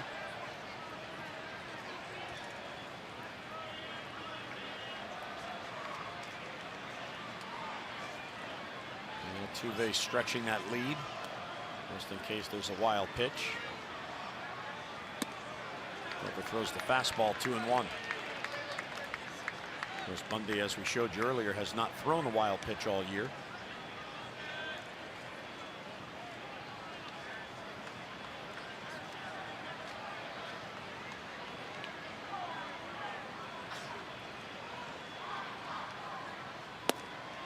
All three.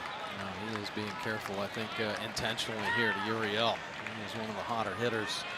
And the Astros having a monster month, doing some serious damage in this series. A couple home runs.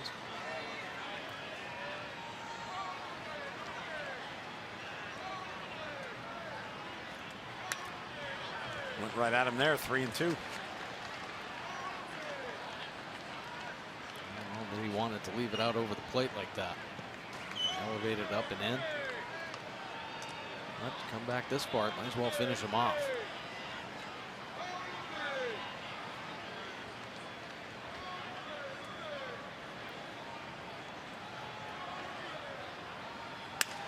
Weak ground ball with the infield in. Tejada comes home. The tag. He's out at the plate. And a bang-bang play. Good throw and a better tag. Wow, what a play by Tejada. Caleb Joseph getting himself in a good position. What a pitch, though, by Dylan Bundy. Hitting the glove. Quick release by Tejada. See Caleb Joseph sliding that foot back over. That ball was heading right towards the glove. Just what Caleb Joseph was hoping for. Perfectly executed. Caleb slapping the tag down. Nice defensive play by the Orioles. Altuve almost got by him, but you saw the hand miss the plate, and Caleb tagged him before that hand had a chance. That's a big, big play. A lot of things have to go right. And first and foremost, the execution of the pitch. And Bundy did, driving that fastball in. And Tejada showing the quick hands.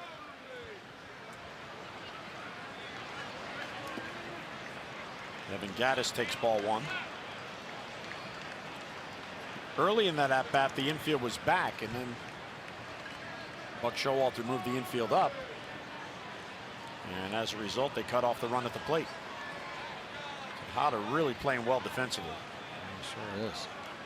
A lot of confidence going right now. Settling in. Starting to feel more like part of this team after picking up some big hits. Center field, Adam Jones charges in, and he's got it. So a play at the plate cuts down the potential tying run. Caleb Joseph the tag on Altuve mid-fifth, 4-3 O's.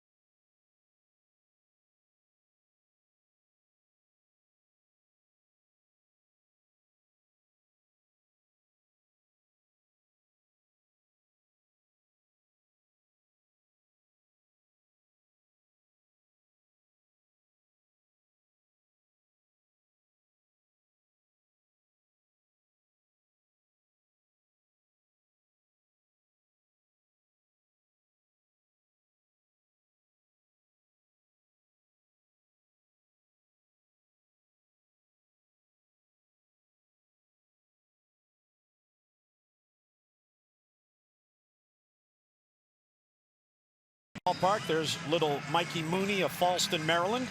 The SK Steel's second base day. He has to come in from the grounds crew shed all the way to second base, get the base as they change it from the grounds crew, and then go all the way back to the warning track, and they time him. Yeah. And the Bird leading the way, and he made it with 1 second to spare, so he's a winner. So congratulations there, Mikey Mooney. Crowd got into it too. Everybody cheering for him. And he has that base in hand. A lot of fun for the kids at the ballpark. Great place to spend a day with your family.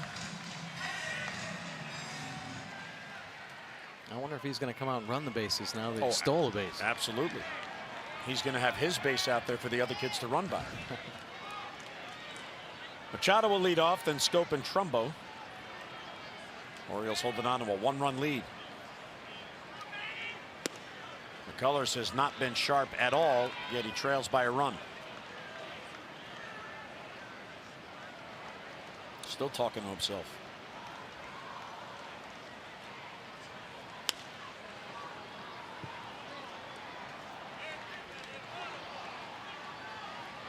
One on Machado.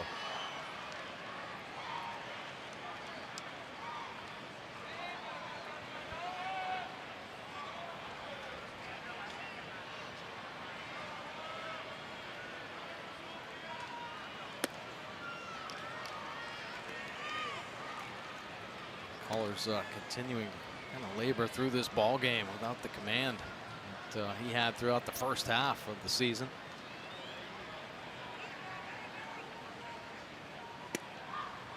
Borderline call there. Manny doesn't like the call. 2-2. Well, the last inning ended with a questionable call to Adam Jones up and away, 4 inches off the plate. And, call goes against Manny here. And he got him. Came back with a slider. Strikeout number 3, 1 away. Well, when he does find the zone and get into a favorable count, this stuff is electric. That is a pretty nasty pitch. Those are hard, 89 miles an hour. Action down and away. All over the place. And then he falls behind. A little help from the umpire there for the second strike.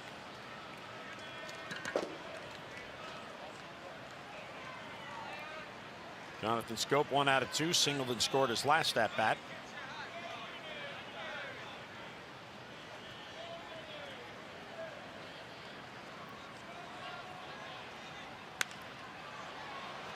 Ball's blooped down the line. Over is Gurriel, and he can't get it. Oh! And ends up in the stands. Hope he's okay.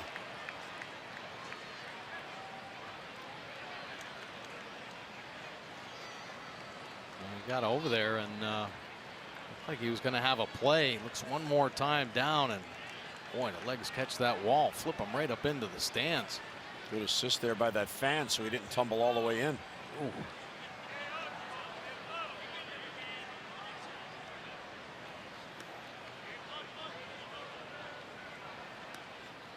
He may have hit his nose as he's pointing to his forehead about TV. There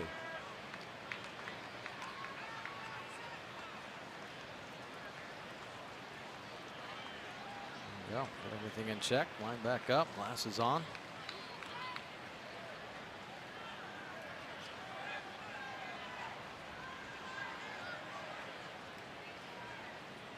He's got the Star Texas eye black going.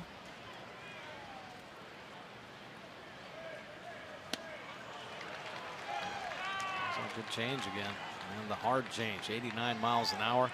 They're just rushing a 95-mile-an-hour two-seamer in there on the hands of Jonathan Scope. Plays the 89-mile-an-hour changeup at the bottom of the zone, though, and it looks like the same pitch coming out of his hand. You can actually see the seams, believe it or not, on that two-seamer.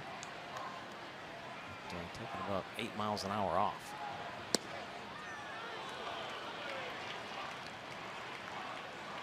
Here's the pitch that in the past Jonathan may have been enticed to chase, but he just lets it go by.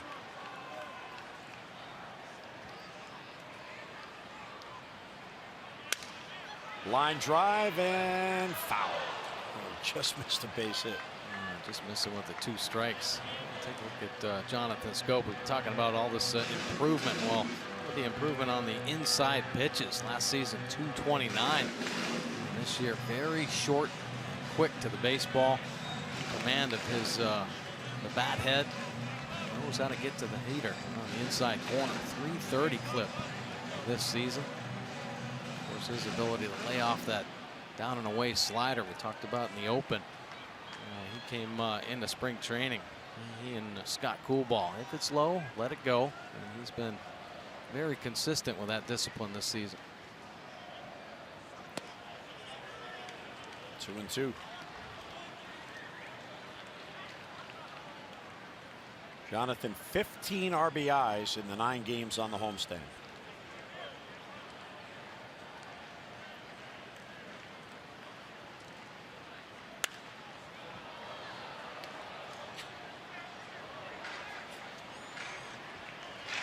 Battling tough here, trying to wait out a mistake. Extra hard in or just off that outside corner. 7th pitch coming here. Line drive, another base hit for Schoop. Over to cut it off is Aoki to hold him to a long single. It's just incredible. Oh, what a swing. Fouling off some real tough pitches to extend this AB, and gets a pitch he can handle. We were just talking about the inside pitch. Well, here it comes, a little 2-seamer, and he gets a bat head to it. Short, quick with the 2 strikes. More of the protection type swing. And boy, when he gets that bat head to the baseball, it jumps off. That's a bullet down the left field line. And his team leading 34th multi-hit game gets Trumbo up with a man on. Strike at the knees.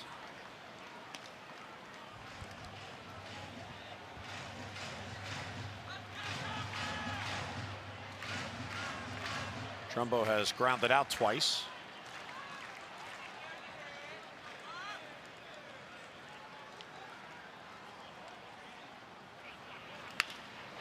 Down the line, that is a fair ball towards the corner. Schoop is flying to third. He'll be held by Bobby Dickerson. And Trumbo pulls into second with a double.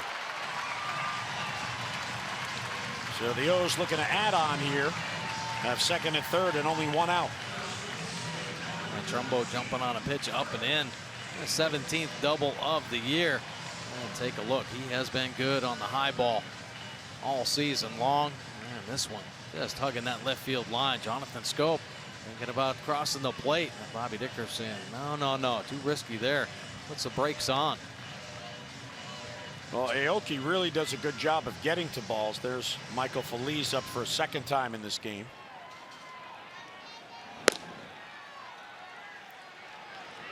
So the infield is in, even with the shift for Davis.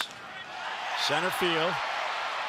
Back out at Marisnick. That ball carries near the bullpen. Against the wall, he makes the catch. What a play by Marisnick. Schoop will tag and score, and on his way to third is Trumbo. Davis just missed a home run. Outstanding concentration by Marisnick. But it's a sac fly and an RBI and a 5-3 O's lead. I think he actually took a home run away from Davis right there. The ball just kept going and going. And look where the glove is. Ends up over the top of the fence. What a play. Actually has to double check to make sure he caught it. Easy sac fly scoring the run for Jonathan Schoop. But boy, what an effort by Marisnick to come down with the 2nd out. Swing by the crusher, driving it deep center field. It's the pipes that are behind the padding there. That must have been what he hit. Oh, he's in pain. Yeah. So Trumbo at third for Mancini. Mancini had a 2-out RBI his last at bat.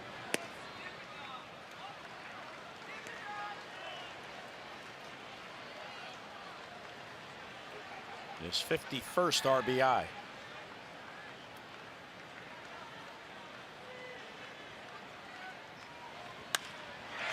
Right field. Back on it and over the head of Reddick for a base hit. Mancini delivers again with 2 men down. Runners in scoring position. He is a machine. And it's a 2-run inning for the O's. Now some nice ABs here in this inning. This is about as pretty as it's going to get. Look at the power driving it over Reddick's head on the line. And Trumbo walking in for the second run here in the 5th. So Mancini has a 2 RBI game. He has a 2-hit game. And that's going to do it for Lance McCullers. Phillies comes on in the 5th.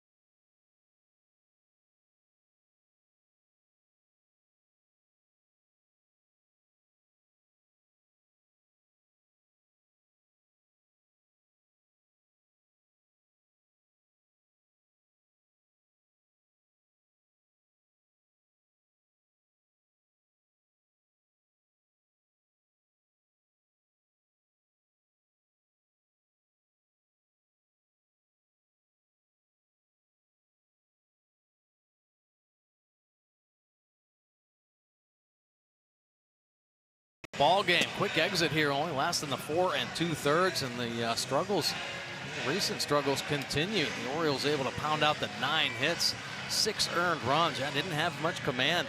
All kind of all over the place in the Oriole offense. Being patient, pitches to drive, and a quick entrance into the bullpen. Here, Phillies coming out. This pitching change brought to you by Jiffy Lube. Jiffy Lube stores now do brake services. Stop in and let Jiffy Lube perform a free brake inspection today. Well, let's take a look at Phillies' numbers on the season.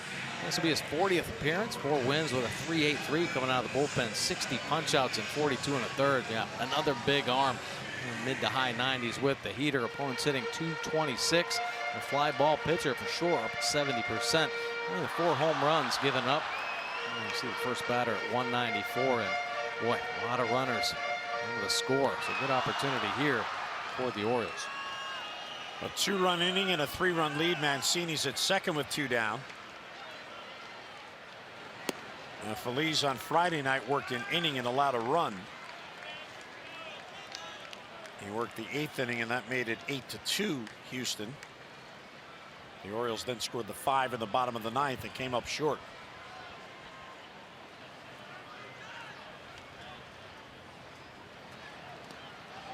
And that one gets away from the catcher McCann, allowing Mancini to take third. And the wild pitch gets Mancini 90 feet closer. Spiking the slider, fastball slider change combination.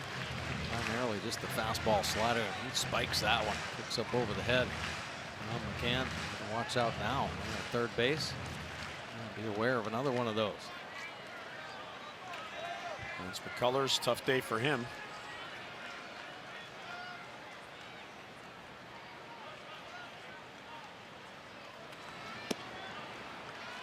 Reno. The Astros head to Philadelphia after this game for some interleague play. So I guess they'll either bus or train up. Short trip.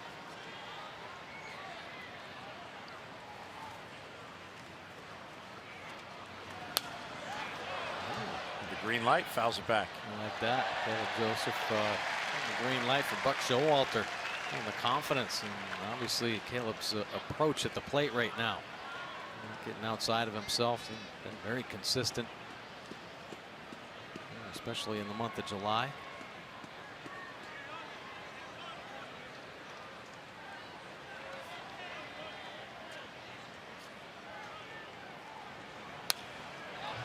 Aggressive cut there.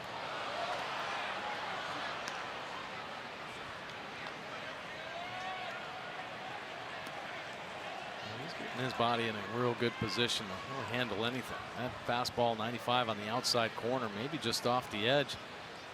But his body staying tall. Not trying to force the issue at all. If it was an inside pitch, probably be in about the same position. And he takes a walk. Caleb has walked twice in this game. Now, Phillies is one of the better relievers in the Astro pen. He's in large part their vulture, if you will. He has 12 wins since the beginning of last year. Only Michael Givens and Andrew Miller have more. Givens has 14 and Miller 13. Phillies has 12. So he's a reliever that comes in, stabilizes things, and the Astros with their offense, all of a sudden they have a lead and he ends up with a W. Right. Yeah, his job to try to put some zeros up on the board and let the Astros offense come back. Kim pops it up out near the mound. Here's McCann, the catcher, and he's got it for the out, and the inning ends. But a big inning for the Orioles. They scored 2 on 3 hits, a big sac fly through 5, 6 3-0s.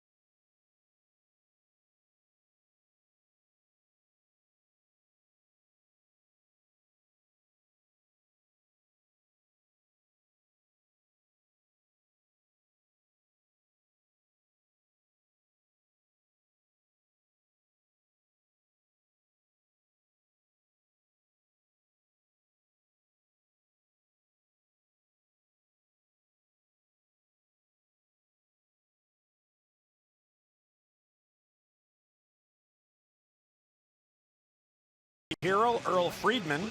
In the summer of 2016, Earl retired from his job as director of bridges for the Maryland State Highway Administration after 66 years of working for the state. His work as an engineer included projects for the Woodrow Wilson and the Naval Academy bridges. Governor Hogan recognized Earl as the state's longest serving full-time employee. We thank Earl for his many years of public service benefiting Maryland residents. And if you'd like to nominate some of the Birdland Community Hero, go to Orioles.com/heroes. How about that? I don't have the imagination to rebuild all these bridges and kind of have a passion, huh? Pretty good engineer.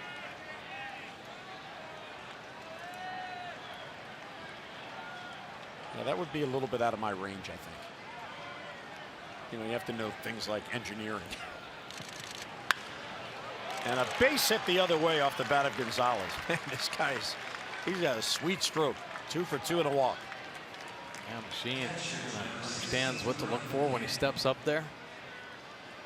Slapping that one the other way. Not wasting any time. If there is a pitch on the plate, they are hacking.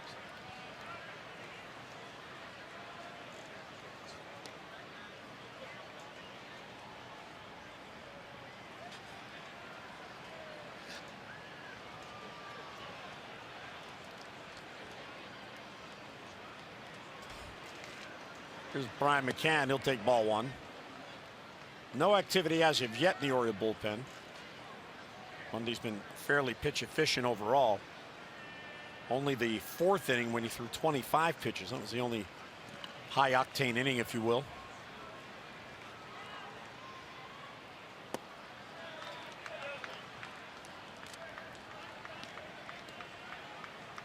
Good double play candidate. He's got to execute the pitch, stay down in the zone.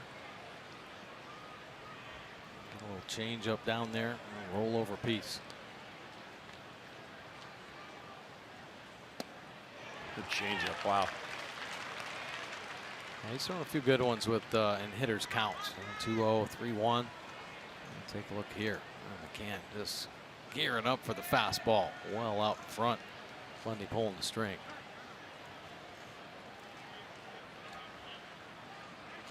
Orioles are shifting against McCann.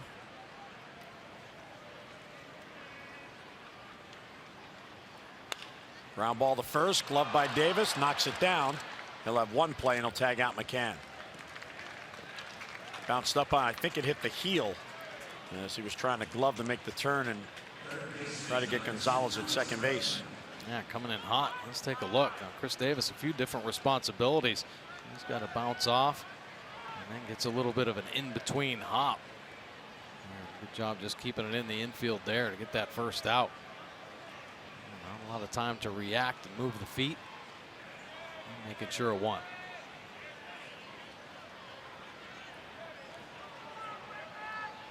So the runner at second with one down. Alex Bregman. Falls behind 0-1.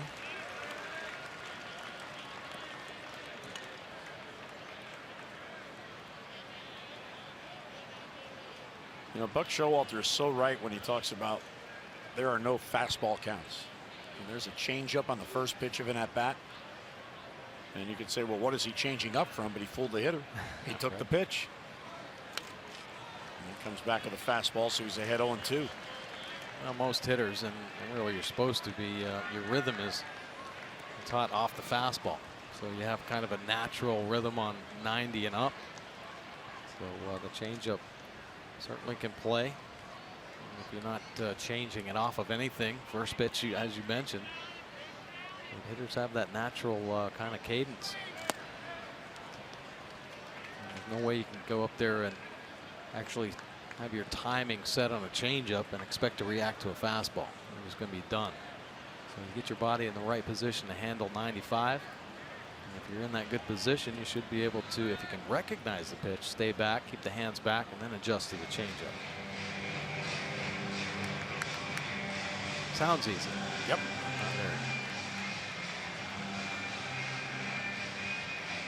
You see he's at 86 pitches here in the sixth on this very hot day. Full size of the pitching coach, Roger McDowell.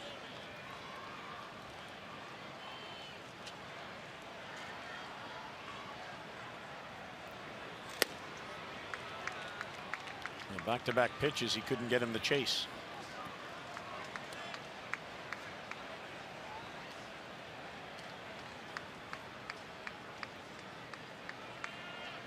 Maybe not getting him to chase, but certainly changing the eye levels, moving it around.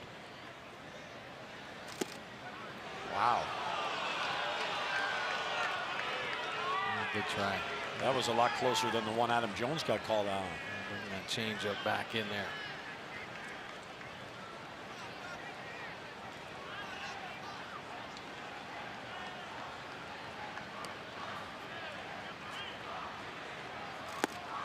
And he takes a walk.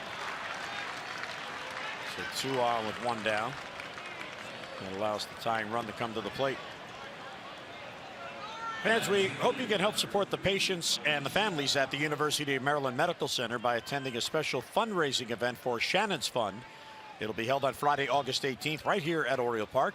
And the ticket packages for the event begin as low as $50, include a game ticket and the exclusive pregame barbecue on the center field roof deck with special guests.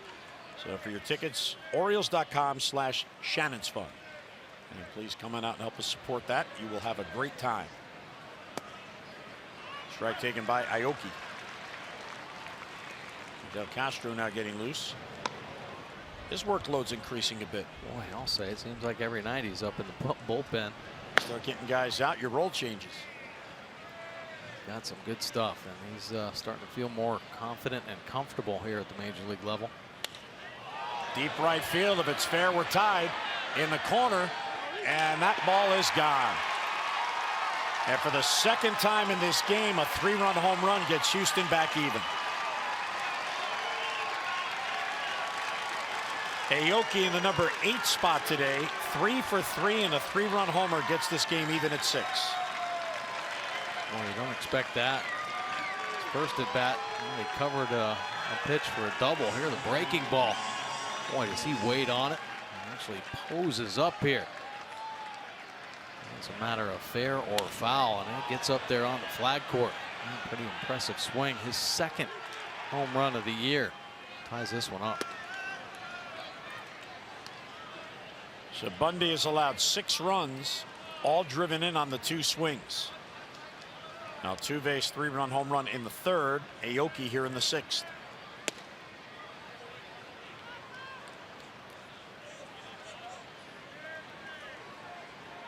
And the home runs continue to be a problem for Bundy. So we're gonna get a quick visit from Roger McDowell. Well, it's a tough lineup to navigate through. The best hitting team in the league. He's had just one 3-up, 3-down inning, and that was in the 1st. With the big blow, of course, the Astros lead the American League in home runs as Castro continues to heat up.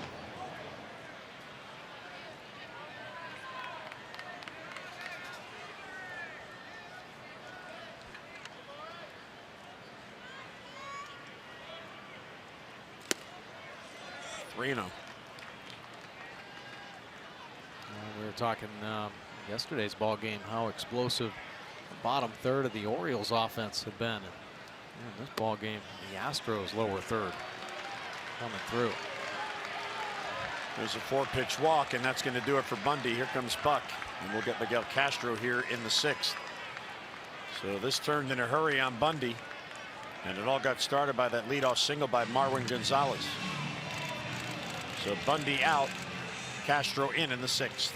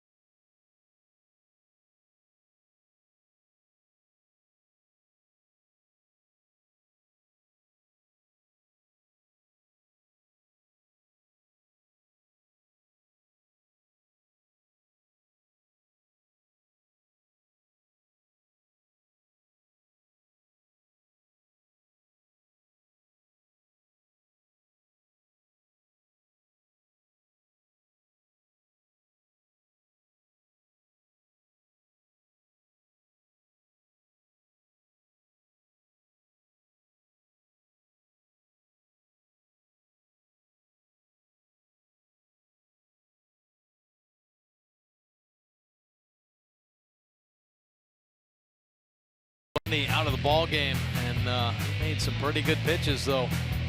Made a couple not so good pitches, but take a look at these good ones. Fastball riding hard up and away. And a nice breaking ball to lock Bregman up. Another good fastball.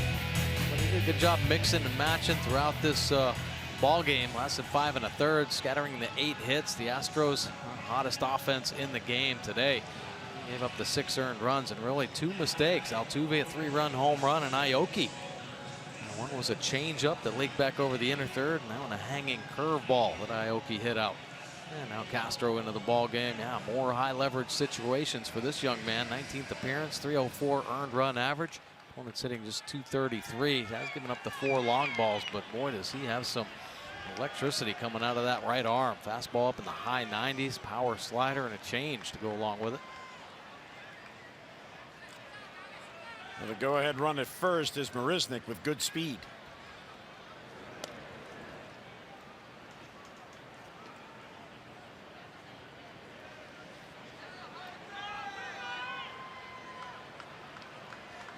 Castro worked a scoreless inning on Friday night here against the Astros. There goes Marisnick, and there's a base hit to left field. Mancini plays it back in. Altuve with a 3-hit game. He's a triple shy of the cycle. That's amazing. He has 33 hits this month. He got a home run and a double already in this ball game, and turning and burning there. Fastball inside, smoking a line drive out to left field.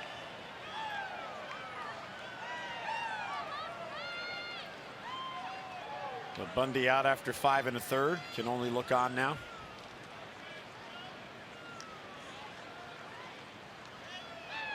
Josh Reddick is 0 for 3, including a strikeout. Go ahead run is at third. Altuve at first, and only 1 down.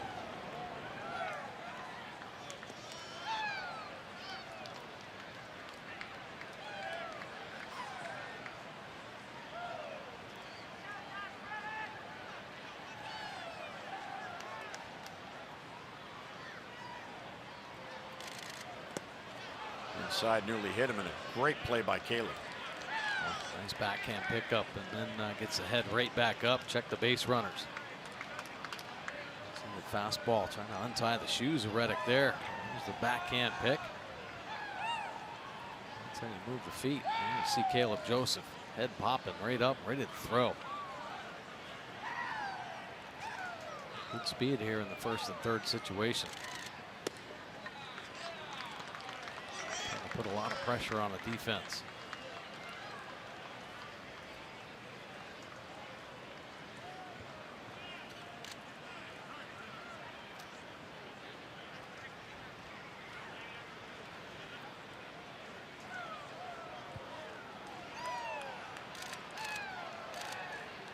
Cramping up. And he much time on the base paths.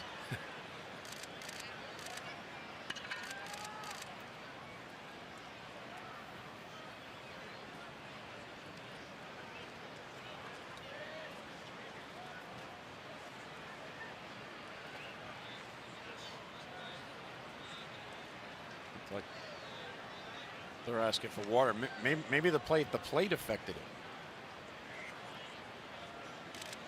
AJ Hinch is asking for some water. On days like this, it's not uncommon to cramp up.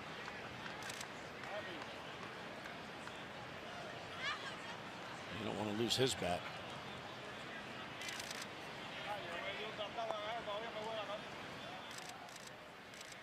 Yeah, so he's kind of pushing up there on that left quad, on that hip area. And he did have kind of an awkward slide into home. But he's saying he's all right. They don't want to lose those legs, that's for sure. That bat. Here's the play at the plate when he tried to get around Caleb. So he may have stretched it a little bit there as he went into the hook slide. Meantime, the count 2-0 on Reddick. First and third, only 1 down, 3 runs in to tie the game. Center field, tagging at third base is Marisnick. Adam Jones fires back in. It'll be too late. And the sac fly and the RBI, and the Astros have their first lead of the game. Reddick having a big year for the Astros, really a career year number-wise, and gets a pitch that looks like he can do the job on and gets it done. A shallow sac fly, but good speed from Marisnick. Jones giving it a shot to home. Nice job by Chris Davis actually getting over there in the cutoff position and keeping Altuve at first base.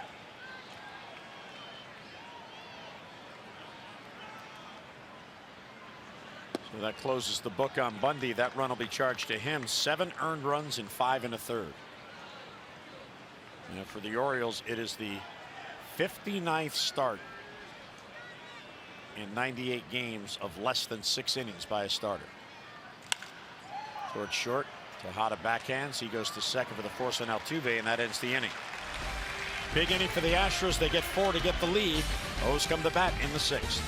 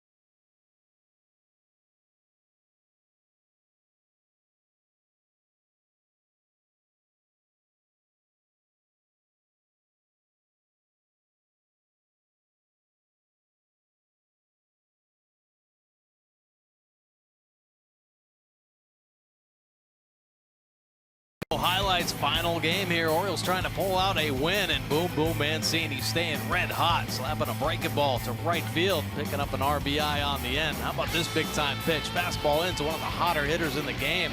A fastball that goes right to Tejada. Nice play, gunned down at home plate, but Aoki gets the Astros right back in it with a 3-run shot. A couple 3-run home runs in this ball game for the Astros, and a sac fly give them the lead 7-6. Geico, 15 minutes could save you 15% or more on car insurance. Visit geico.com to see how much you could save. Oh, look at Aoki and his 3-run home run, having a big night.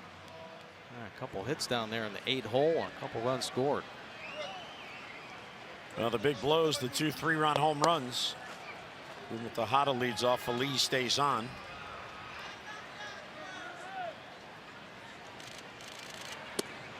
And a strike at the knees, 0-1. Well, Phillies staying in there long enough to potentially pick up that win you're talking about.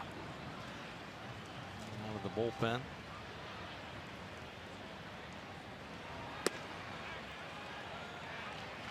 And he came on with a runner in scoring position and 2 down in the 5th, and was able to get out of it without that runner scoring.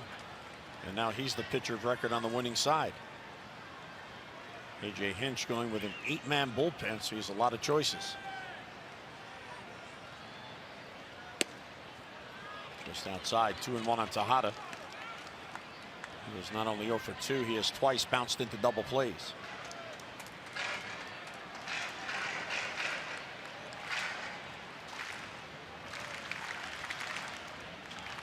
Well, Orioles keep answering back, keep going here. A strong end of the game type of offense. A lot of good work in the 6th inning on. Unfortunately, they've been called on to do a lot of comebacks here. This could potentially take its toll. You know, the cumulative effect, the collateral damage of boy, it's falling behind early in ball games. Healthy cut and a swing and a miss, 3-2. Well, it is just a 1-run deficit, so at least certainly striking distance. That has been a problem. Certainly was against the Cubs, and it was Friday night here.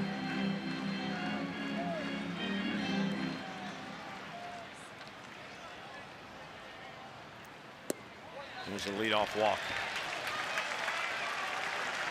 Phillies has faced 3 batters. He's walked 2, and that puts the tying run on. It's a real good AB. That is exactly what the doctor ordered to start this 6th inning off.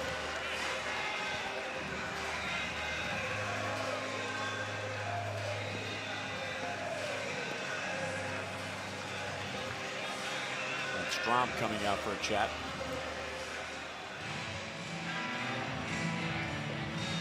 And Davinsky's getting loose.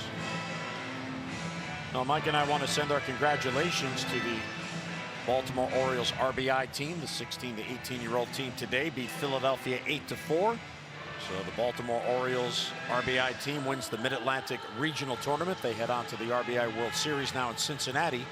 That'll begin on August 3rd. The Orioles RBI team's 2nd consecutive trip to the World Series after advancing last year for the first time. So congrats to manager DeMond Wilson, the entire team. That is something. Yeah, wow. When you get to go to Cincinnati and play in the World Series, 16 to 18 team. Boy, that is exciting. Knocking on the door there. Those young men. High level of competition for sure. Adam Jones has had a good day. Another good day. He's now got a 6-game hitting streak.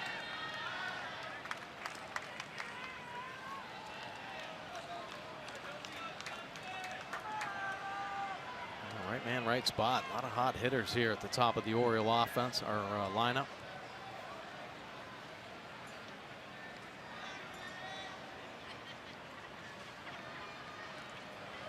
Trying to keep Tejada close. Well, Adam Jones and Jonathan Schoop, most consecutive games with at least 2 RBIs, multi-RBI games. Schoop has done it 5 consecutive games. He does not have an RBI today, but Adam does. So another RBI would make it 5 straight games for Adam. And with his 2 hits, he is now hitting 6 straight games.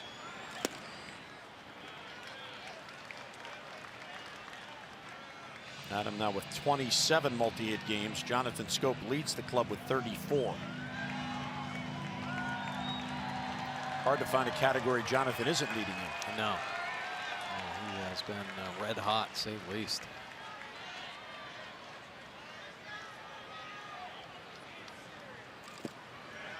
Adam is having some great at-bats here, Mike. Yeah. Just letting those pitches sail out of the zone. He's not chasing.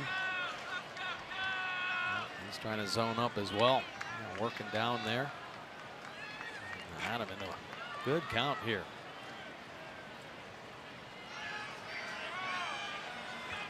That's where we might see Adam get a little bit more aggressive with 2-0 count.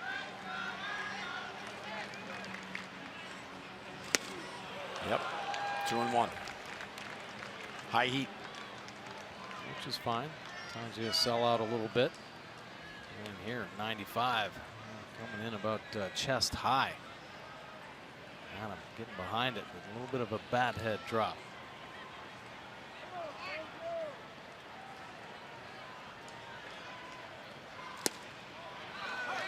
Another borderline pitch. Yeah, I'm not liking the calls here this afternoon.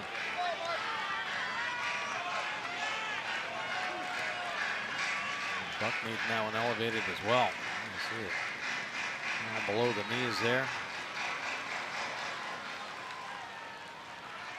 It's a big swing pitch. Instead of 3-1, it's 2-2.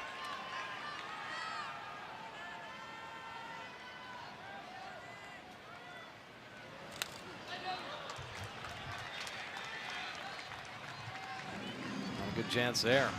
That was a grooved fastball. Grooved 97. I'm saying it's easy to get to 97, but that is a mistake all over the middle of the plate.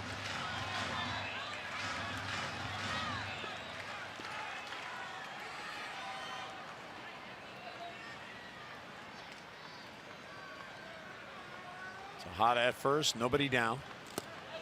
Ball 3. It's got to be tough when you've had pitches, and it's happened in a couple of at-bats here for Adam, and he clearly thinks they're balls and they're called strikes, to take a close pitch like that. It sure is. Yeah, it kind of messes with you psychologically as well. You have to have that good discipline, trust the zone that you kind of created for yourself. Ground ball, base hit left field on the 7th pitch of the at-bat. Adam Jones with a 3-hit game. So the Orioles, after falling behind top half of this inning, coming right back. Let's get a look at this battle. Yeah, wasn't a bat. Here, fastball away, just missing 97. Then tries to sneak a slider in there for a ball, and Adam cutting it loose 2-0. Questionable call there with the fastball down low. Healthy cut, 2-2 count. You make it full with some good eyes. Gets another pitch he can handle and pounds it through the 5-6 hole. And the Orioles putting some pressure on here in the 6th inning. New pitcher comes on for Houston.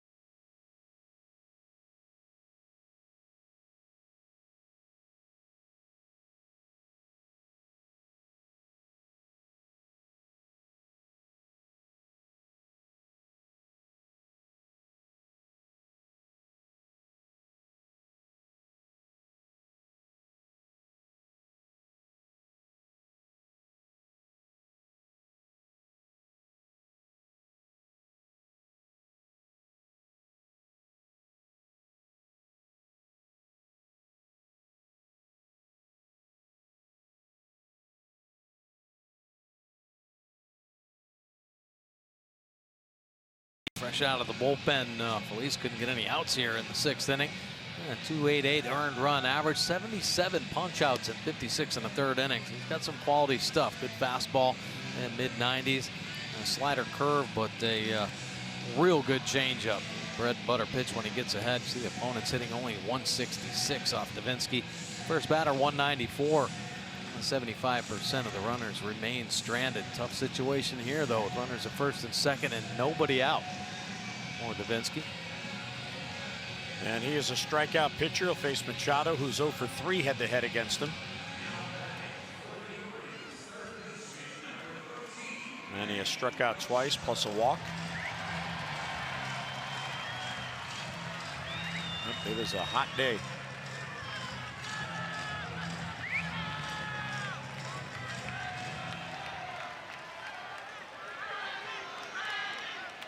Michael Gibbons now getting loose to work the 7th.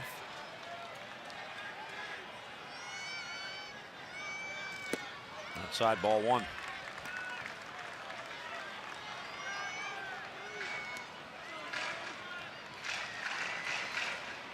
Davinsky from Cerritos in California, still lives in California.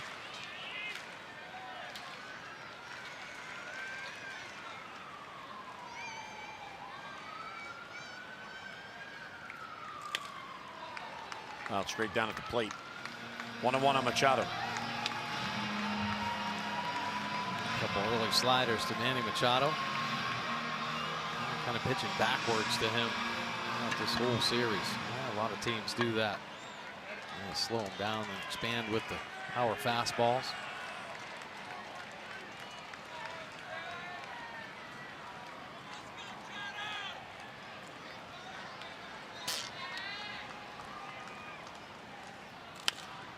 Well, it's foul. Well, Davinsky is another of the many players on this active roster that was acquired as a minor leaguer and now making an impact on the big league club. He was acquired from the White Sox. They drafted him out of Cal State Fullerton, and he came over as a minor leaguer. Now in his 2nd season with the Astros. Last year he made the jump from Double-A to the major leagues. Yeah, pitched so well last season that now he's nothing but high leverage situations. That's in the crowd back out of play. So Machado looking for a big hit. He's got the tying run at 2nd, go ahead run at 1st, and nobody down. And what has been a back and forth game. Orioles had a 3-0 lead in the 2nd. Astros tied it in the 3rd on the Altuve 3-run home run. Orioles got the lead back in the 3rd on Mancini's RBI hit, then got 2 in the 5th to make it 6-3. And the Astros 4 in the top half of this inning to make it 7-6.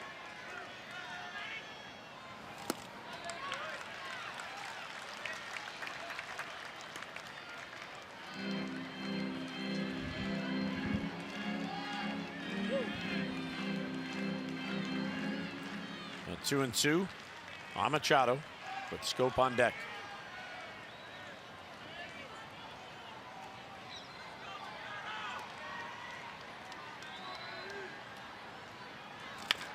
Bounce to 3rd. Bregman is 2nd out there. Altuve back to 1st, and there's another double play hit into by the Orioles. 4 in this game. All off-speed pitches to Manny Machado. Start him off with a couple sliders. Change up right there. It's out in front of him. Chopper to Bregman.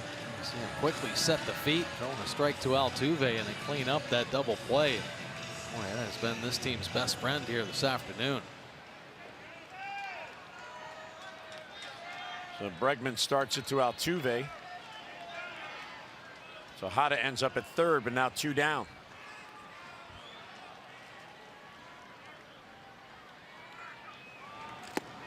Ball 1 to Scope. Jonathan 2 singles, and each time he has singled his last 2 at-bats, he has scored. Now has a 6-game hitting streak. He's also homered in 3 consecutive games.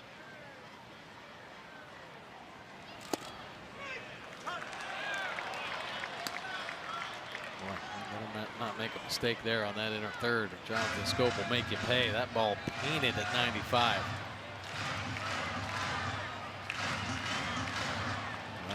more of a ball than a strike.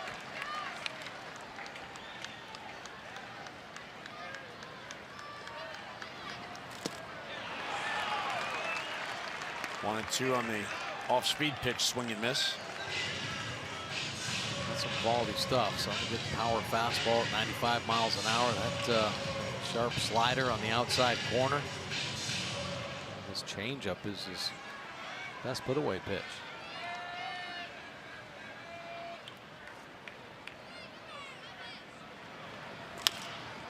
Bounce to third. That is a fair ball. Bregman throws on the run and in time to get Scope, and that ends the inning. So Davinsky comes on and restores order. The big double play helping him out through 6. Astros have the lead.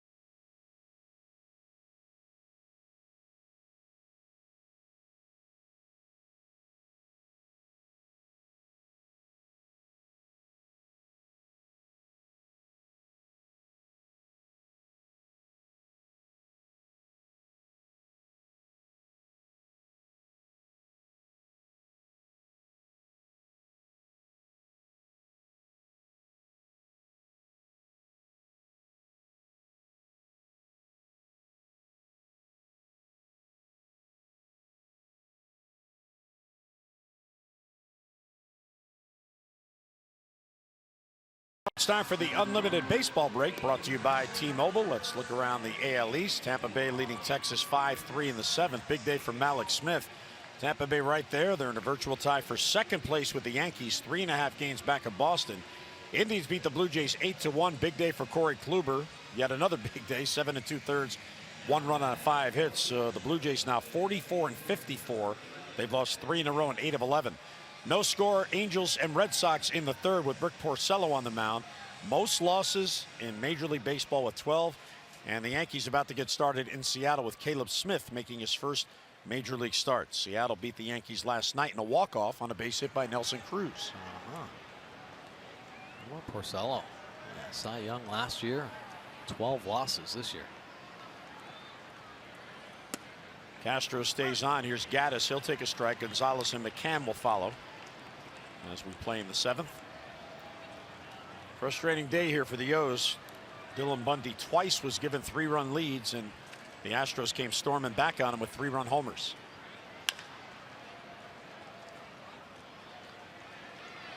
And even more frustrating after that last inning. A couple runners on with no outs, and, unable to capitalize. Big double play. And hitting in that double play, shutting down the momentum of that inning. Orioles have hit into 4 double plays today.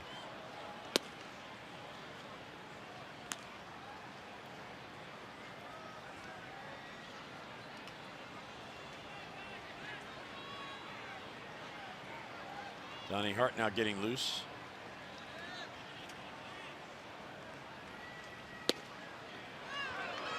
Wow. Pretty good fastball right there.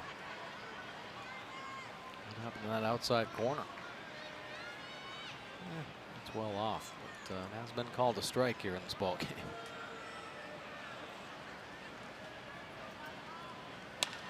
Comebacker played there by Castro.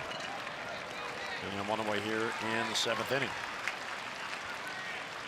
Fans, MLB.tv every night, every device. Watch every out-of-market regular season game live, plus get a free subscription to At Bat Premium, the #1 app for live baseball. Blackout and other restrictions apply. Visit MLB.tv for details. Perhaps he's doing that right now. Checking in on that Tampa Bay game, which heads to the 8th.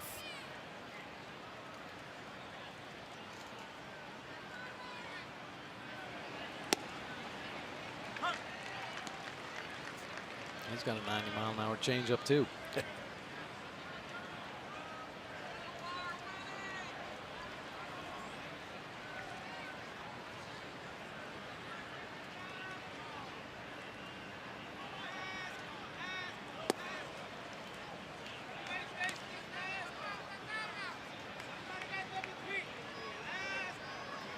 There's been just one inning in this game in which a pitcher retired the side in order. And that was Dylan Bundy, 3 up, 3 down in the top of the first. There have been base runners in every other inning for both teams.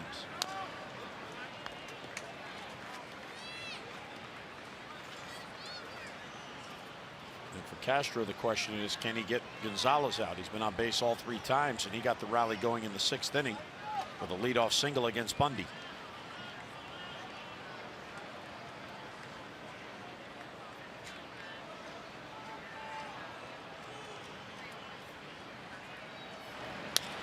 Swept towards first. Castro's got to get over. Davis instead goes unassisted. And 2 men down. Ooh. A lot of traffic over there at first base. Chris Davis in nicely to get this soft ground ball. Another good changeup from Castro. Davis able to round it, get a little momentum back towards the target. And take a look here as Davis kind of reaches out. And, I don't know. Pulling up a little bit. Oh, grimace on his face. So Donnie Hart comes.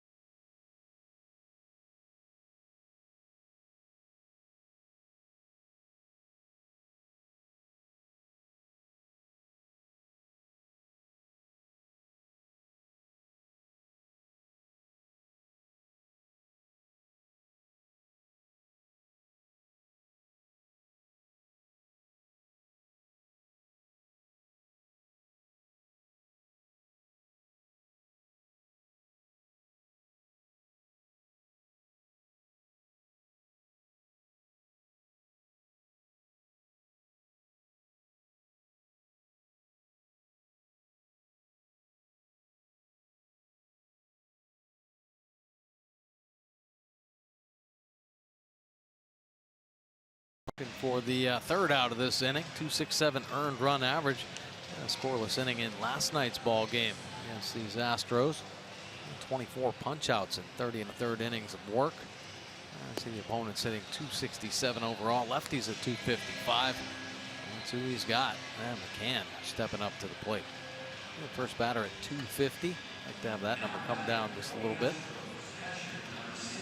Well, he's been pitching well, Mike. His last 10 appearances, just 1 earned run, 2 overall, but only 1 earned. 0.69 ERA in that stretch, so he's been reliable.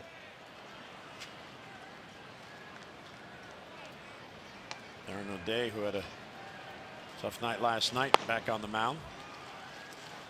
Bregman, a right-hander, is on deck. 2 down in the inning, nobody on.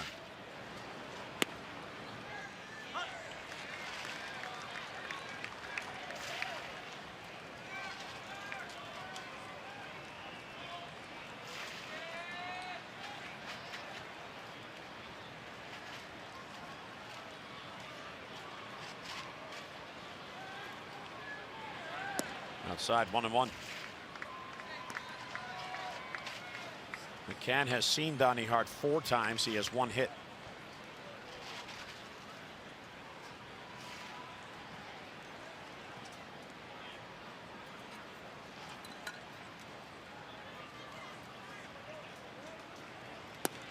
A little bit low, 2-1. Showing some pretty good patience right there. A lot of times off Donnie Hart, the lefties, you see a little leak. Maybe that front hip kind of bailing out a little bit as Donnie Hart steps across his body with that sidearm delivery. And trying to open up a little bit more to get a good look at the baseball. Ball 3.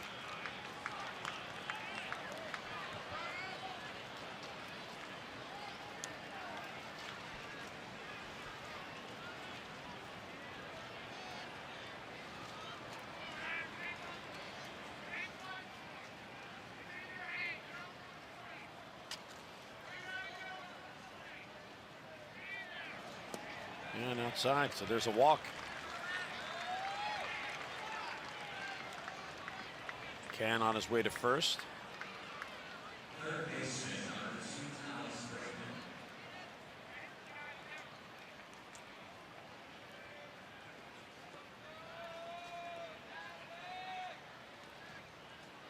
Castro did a pretty good job in inning and a third scoreless.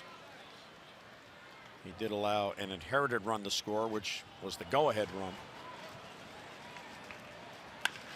There's a chopper to short. Tejada will flip the scope. So Donnie Hart, after the walk, gets Bregman on 1 pitch. And the 7th inning stretch is here. The 7th inning stretch brought to you by the Hyundai Better Than Ever sales event, with the best total savings on select models in Hyundai's history. It's going on now at your Hyundai dealer.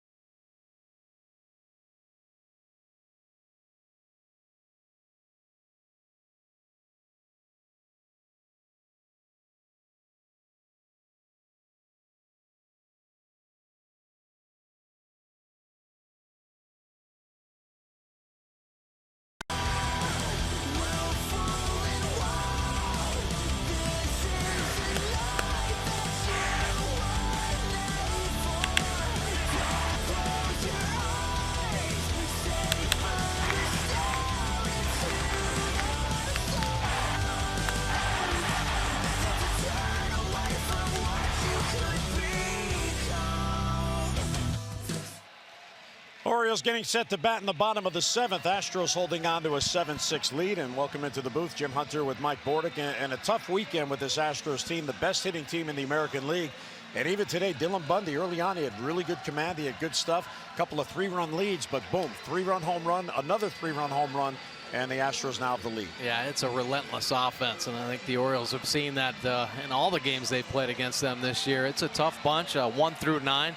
Make mistakes, they make you pay. And today, the lower third, Aoki's having a huge game. 3 hits, of course, that big 3-run home run. But some big at-bats. You got to make some quality pitches throughout, and mistakes get punished.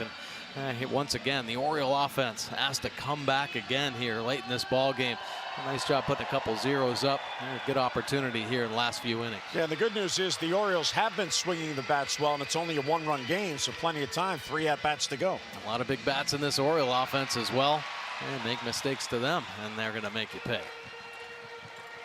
Then Mark Trumbo will lead off for the O's. Chris Davinsky stays on. He inherited a jam in the 6th. First and second, nobody out, and got out of it. He got Machado to bounce into a double play, and then Scope to ground out. Strike on the corner.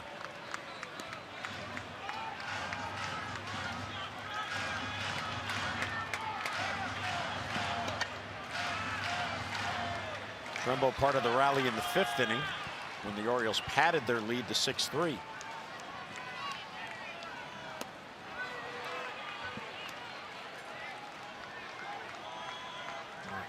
See the frustration from Trumbo. He's not picking up the baseball right now.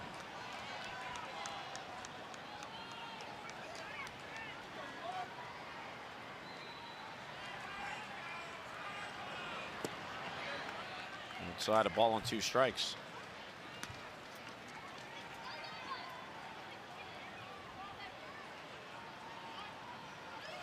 That double that Trumbo picked up was an elevated pitch.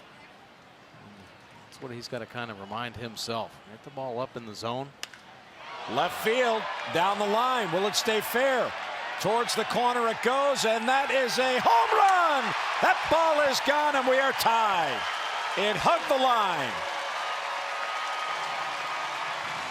So Trumbo delivers number 17th, and we are back even at 7. You gotta love that for Trumbo. That'll help the confidence grow. That clutch hit right there. A nasty pitch. A little change up. Up his 17th home run. The tie this way go up.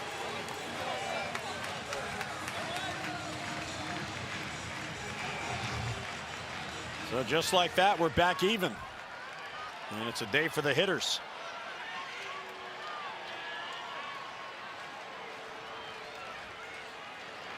Let's get a look at our Lexus of Towson drive of the game. We just saw it. Well, change up turns it over, and it is elevated about belt high center cut. And Trumbo hits the jumbo. Just a question whether or not if it was going to stay fair, and it does. Lexus of Towson, the area's #1 volume Lexus dealer for 7 straight years. Come see why at lexusoftowson.com.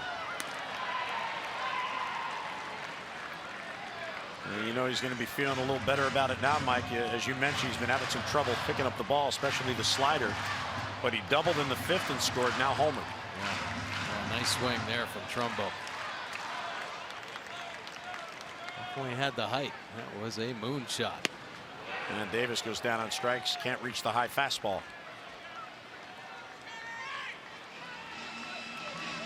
Well, Davinsky known for the good changeup, but 94 at the top of the zone. Well executed there.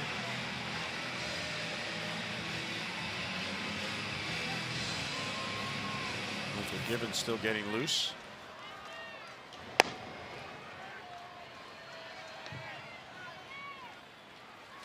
And Davinsky is now allowed 8 home runs.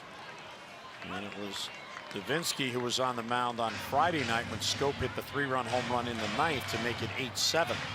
And the Orioles were trying to come back. They trailed it 8-2 going to the bottom of the 9th. Right field for Mancini. Shading his eyes is Reddick.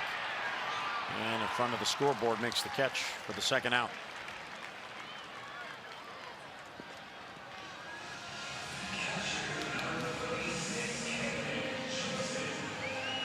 Trumbo's 17th, the Orioles' first home run today.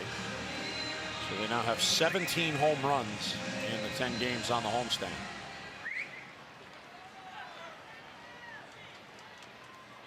Now, is Ryan Flaherty giving advice there or getting advice? He should be getting advice. Here's Caleb.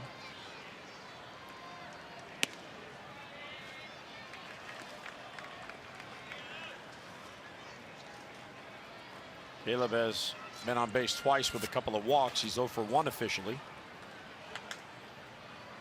Caleb Joseph shift going.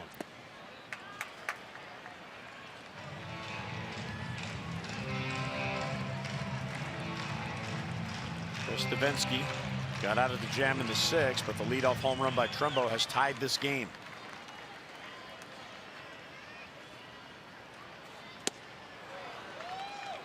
Standing changeup. Oh, does he sell it? Yeah, sure does. Yeah, plus, kind of that herky-jerky delivery. A little bit going on. Has that big step back. Want to set everything up.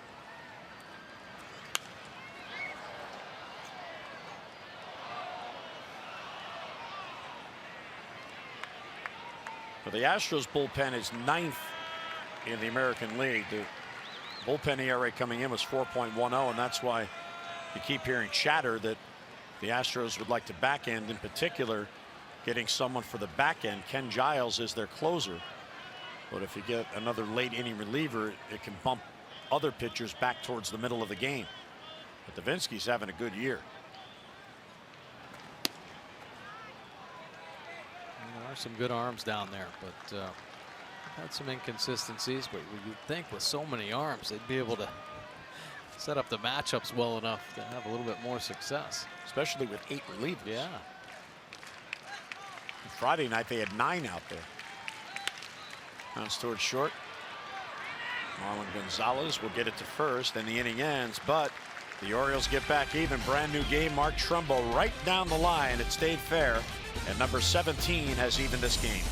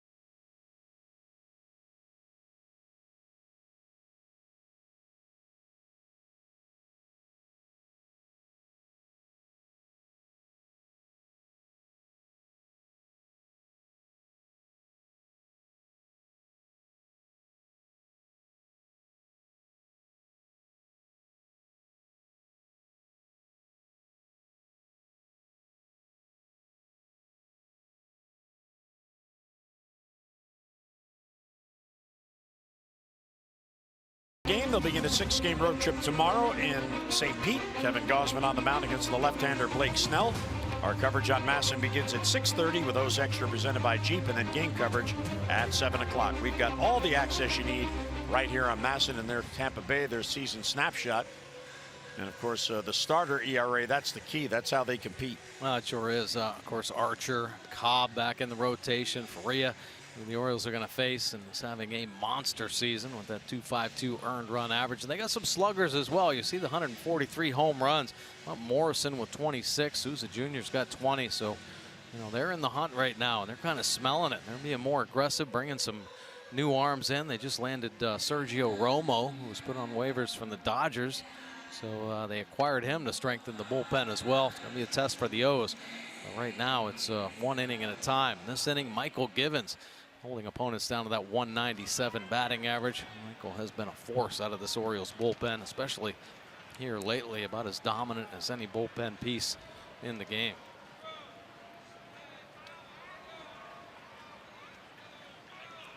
There's Aoki, who has a perfect day. He's a triple short of the cycle.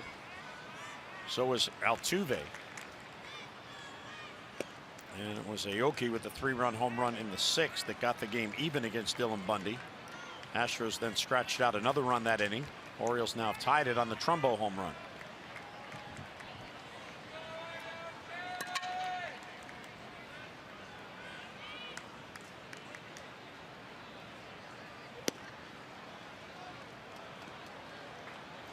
Change right there.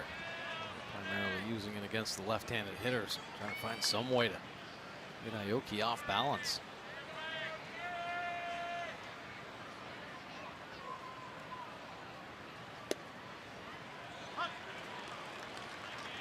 Well, cycles are unique.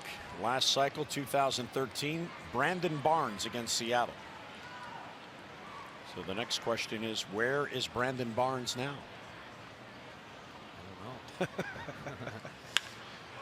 You didn't know there'd be a quiz today.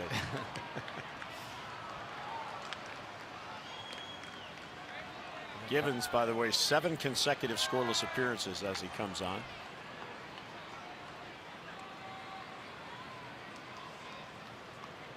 Here's the setup man, Luke Gregerson, to pitch the 8th. Ooh, the fastball ran in on him. Michael Givens in his last 20 games, Mike, has pitched to an ERA of 0.69. 2 runs total in 26 innings. And both those runs on solo homers. Yeah, he's been dominant. He's been able to move his fastball around, of course, hold that good velocity. And he got him.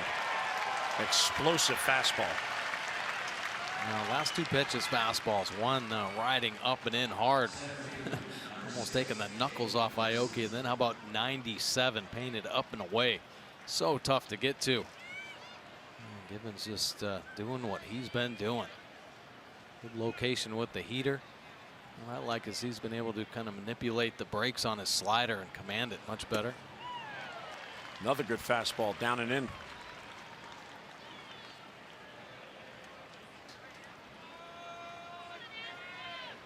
Marisnik's had a good day. Bunt single and a run scored in the 3rd, and he then walked and scored at that time the go-ahead run in the 6th.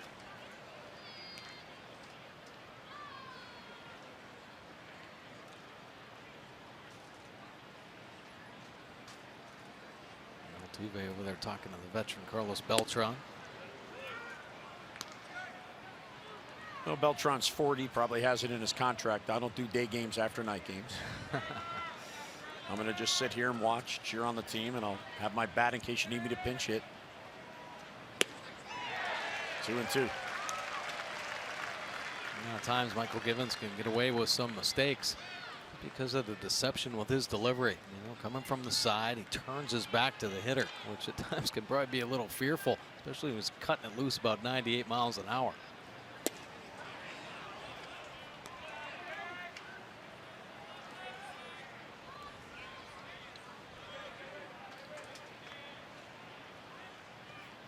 Givens, of course, is 6-0 out of that Oriole bullpen. And he got him. Back-to-back Ks to begin the 8th. 2 men down. Yeah, good fastball doing the trick again. 98 miles an hour. From the side. Just underneath that pitch. And he moves it around. Nothing fancy there, Mike. He just went right at him. Yeah, challenging him. Here's Altuve, 3 hits, including the 3-run home run that at the time tied the game at 3. Since then, he has doubled and singled. And he backs out of the box and takes ball 1.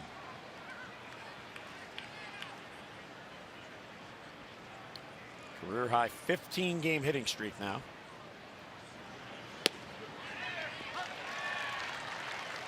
And a couple nasty sliders there to push Altuve away.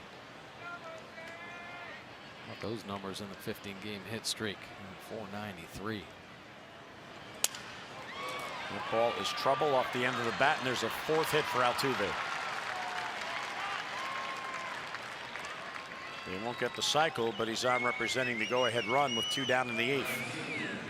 Just amazing ability to get the bat head to the baseball. This one not covered by any stretch, but see how he just reaches out there, finds a way to get the bat to the ball, and finds some outfield grass for his 4th knock of the ball game. That's just bad luck. You see him smiling because he hit it right off the end of the bat. Wasn't exactly his prettiest swing, and it falls in there for a single. When you face pitchers like Givens, you just kind of do what you can. You're up there battling. He was uncomfortable from the get-go as Givens dropped a couple of those nasty sliders on him.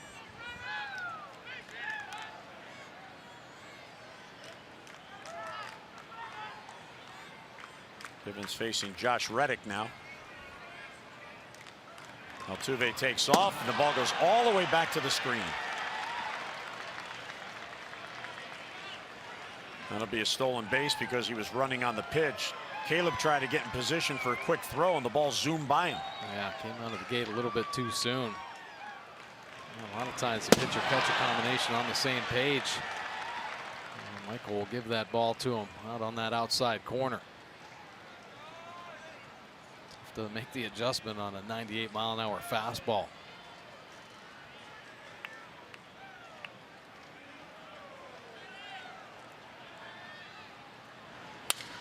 Weak ground ball to second. Scope gets it to first, and Givens gets out of it. So the potential go-ahead run stranded at second. Mid-8th, O's come to bat in a 7-7 game.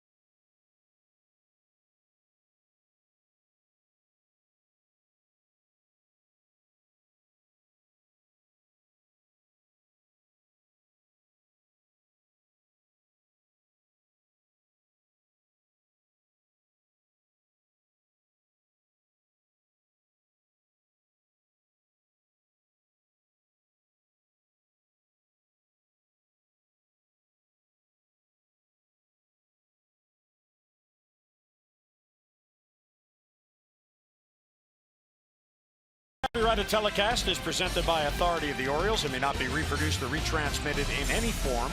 And the accounts and descriptions of this game may not be disseminated without the express written consent of the Orioles. Even the ushers having fun at Camden Yards. Good dancer. A 7-7 game. O's come to bat in the bottom of the 8th, and here is Luke Gregerson, the setup man, coming on.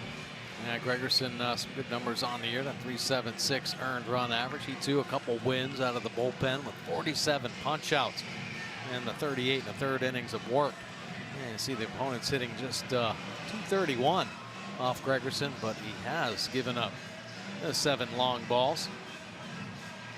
Orioles looking to just put one across. See the first batter, just 135 off Gregerson. Two-seam fastball, a power slider combination. Zach Britton getting loose to pitch the ninth. He's hoping it'll be a save opportunity. The Orioles can get a run here. Hyun-Soo Kim to lead off, then Tejada and Jones. Kim, his first start on the homestand. His last start was the final game before the break in Minnesota. And the RBI, he earned it. He was hit by a pitch with the bases loaded. Yeah.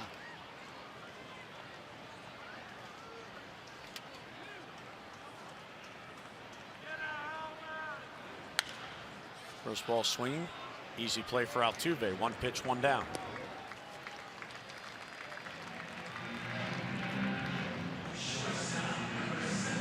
A little two-seamer getting a lot of ground ball action. Around 50% ground ball rate for Gregerson.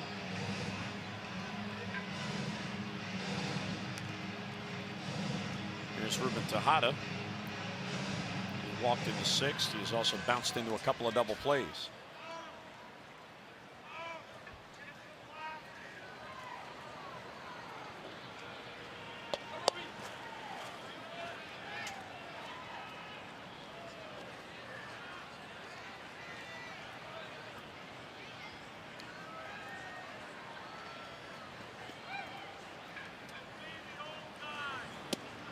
Outside, ball 1.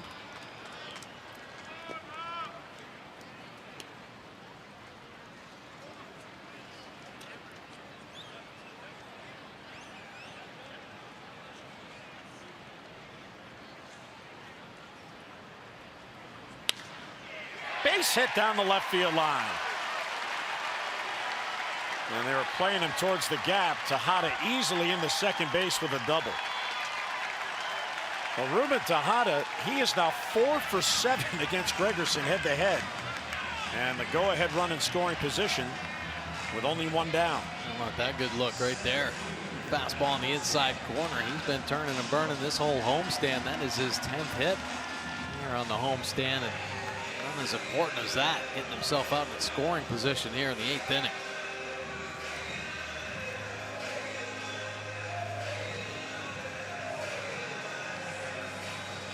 Adam Jones a chance to get the Orioles the lead.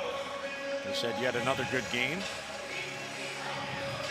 3 hits, an RBI, a strikeout. So they're looking for a ribby here for a 5th consecutive multi-RBI game. It would also give the Orioles the lead. And even with first base open, they're going to pitch to him.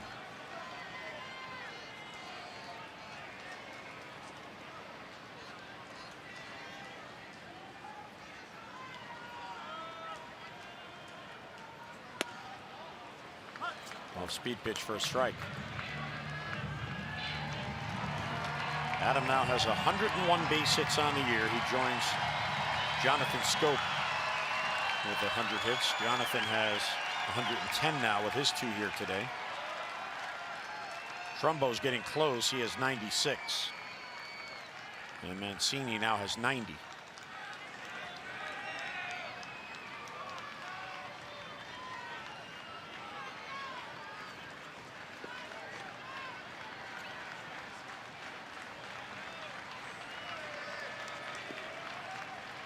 Gregerson undecided what he wanted to throw, so he steps off and he tells McCann, let's do this again. Well, I got to believe he's just going to try to work the edges of Adam Jones. Avoid anything on the plate. And make sure it gets off the outside corner. Good chase. You mentioned that empty base over there.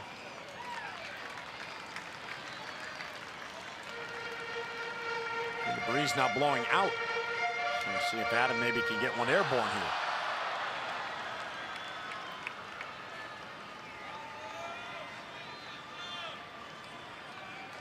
Just a base hit might be all it takes. Tejada to get a good secondary lead. Astros outfield shortened up just a hair. That was a good take.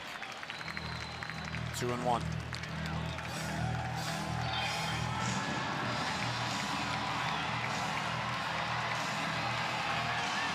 Adam Jones, one of the best in the business with runners in scoring position this season. Top 10. See the numbers there. 362 with the 3 homers and 30 RBI. Oh boy, I haven't seen him as locked in this season as he has been this homestand. Driving the ball all over the place. Showing the power to right field. There's a big home run in yesterday's ball game. 12 for 27 on the homestand. Or excuse me, that's in the hitting streak. 12 for 27 in the 6-game hitting streak.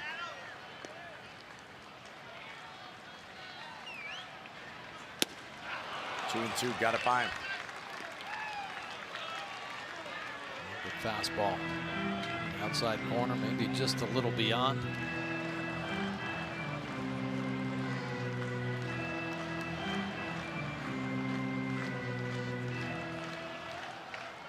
Gregerson's 3rd season with the Astros. He broke in with San Diego in the big leagues in 2009. And he has been a workhorse.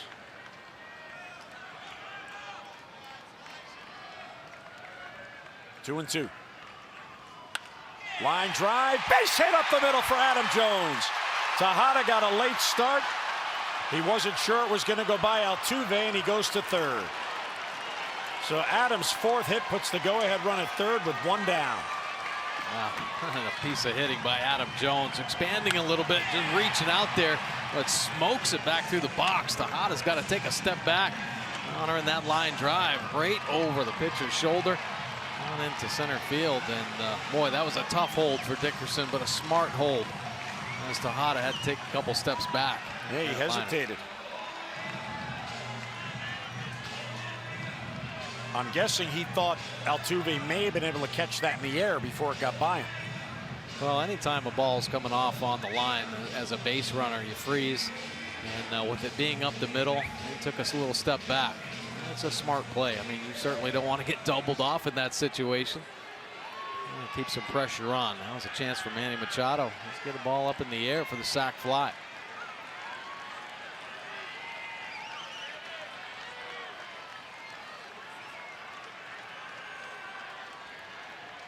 So here's Manny, runners on the corners, and one down.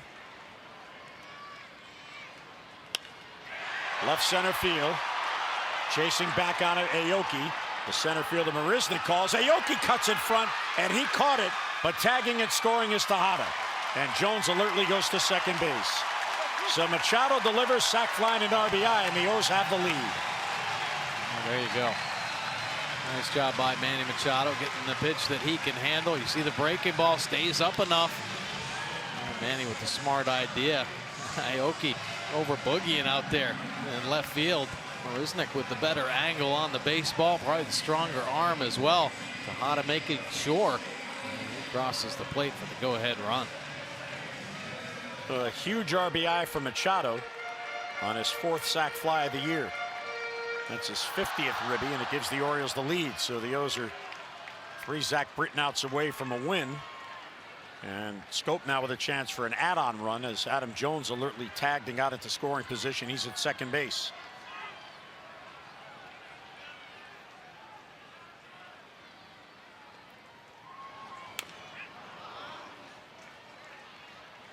Now Jonathan also has hit well with runners in scoring position this year. Tejada the double. And he delivers the go-ahead run on the sac fly by Manny. That was not a very smart play by Aoki,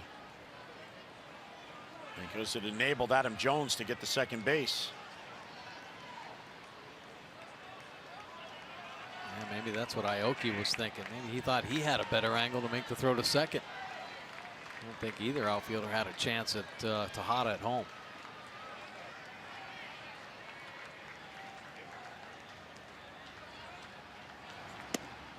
One and one.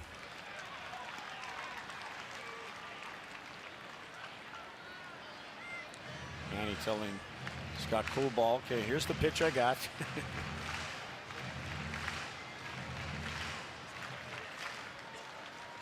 Nice to get the big hit there, big sac fly.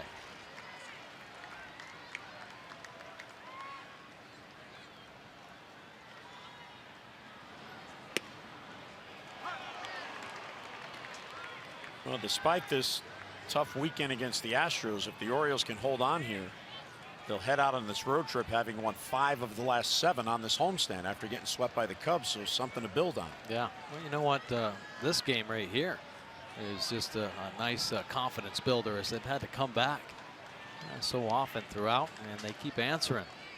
Some quality ABs and really a solid game plan, understanding what they need to do in every situation here in this ball game. Broken bat. That ball's trouble. That ball's going to fall in for a base hit. Here comes Adam to the plate. A big add-on run, and Scope delivers again. And the throw gets away, allowing Jonathan to get to second base.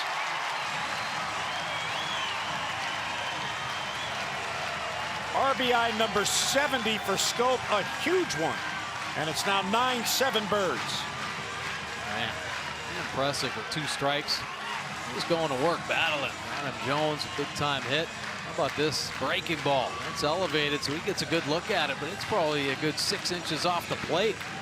He gets a little bit longer, stays through it. And off the end of the bat, finding some outfield grass. And the big tack-on run. Take the 2-run lead here, 9-7. Should be a throwing error on Marisnick on the throw home.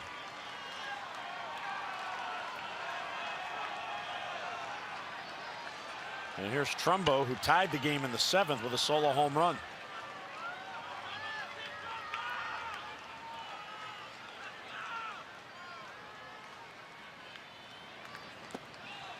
A little bit low.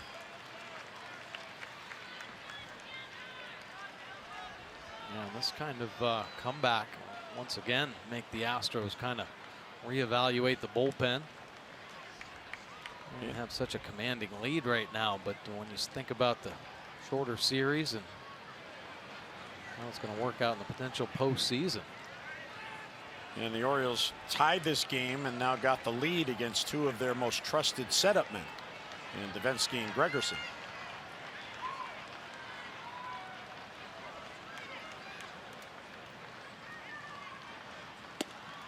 Outside, let's get a look at the Trumbo's home run on StatCast. Yeah, his 17th home run, 41.8 launch angle. It was a moonshot, and it was crushed as well. 106 miles an hour off the bat. The only reason it didn't go further because of the launch angle so high.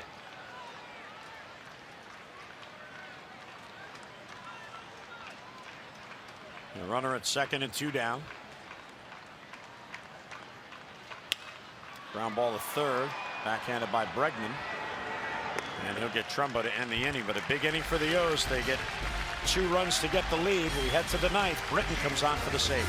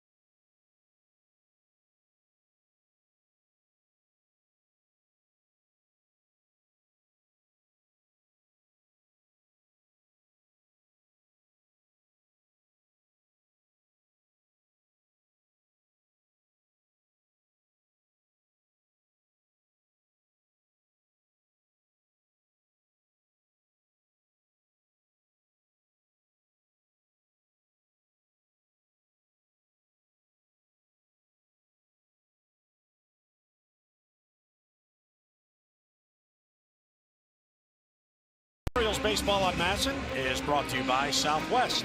Yes to low fares with nothing to hide. That's transparency.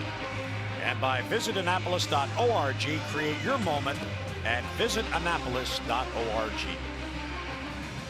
Joey Rickard takes over in right field in place of Mark Trumbo as we go to the 9th. Birds up by 2. And the closer is back for a save opportunity. Yeah, Zach Britton into the ball game, 16th appearance, and a 2.81. Only the 16th appearance because a long stint on the DL, but the forearm has healed. 5 for 5 this season in save opportunities.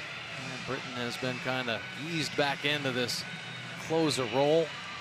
He is ready to go. Last couple outings, the nasty power fastball, 97-98 with incredible movement at the bottom of the zone. And of course, batters had some success off Britton this season.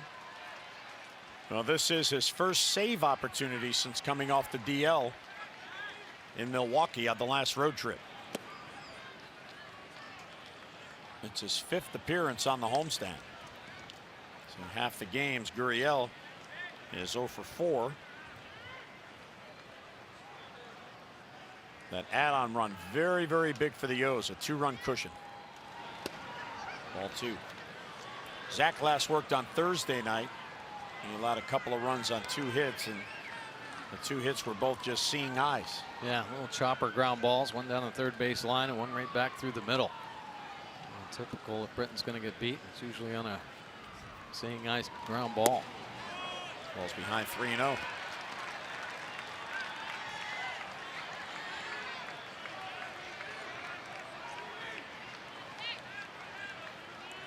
Dennis and Castro, they want some zeros on the board. They need a strike right now. Strike at the knees. Gurriel started the first.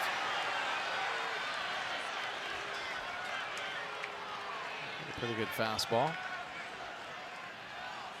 It was for Zach Britton, that's for sure, to try to get back into this count. Wow. Maybe a little down.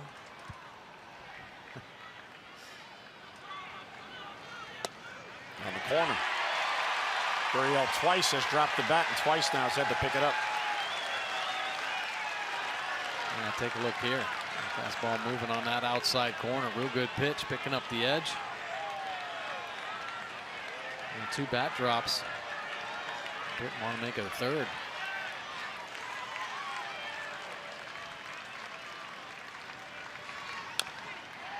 And chopper foul, he just gets a piece.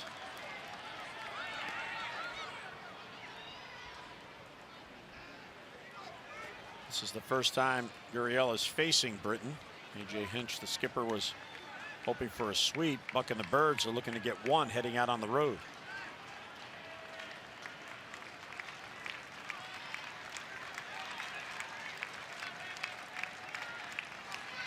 And he got him.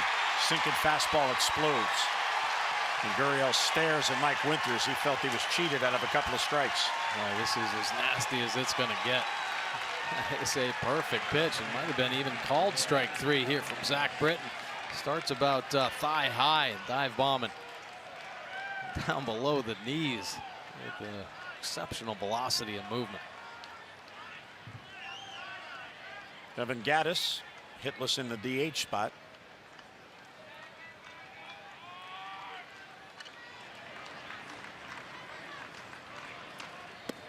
Went too far in the check swing. Reddick, Gurriel, and Gattis 2, 3, and 4 combined 0 for 12.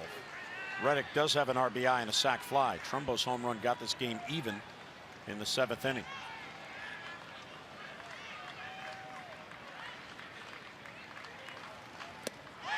Oh, 2.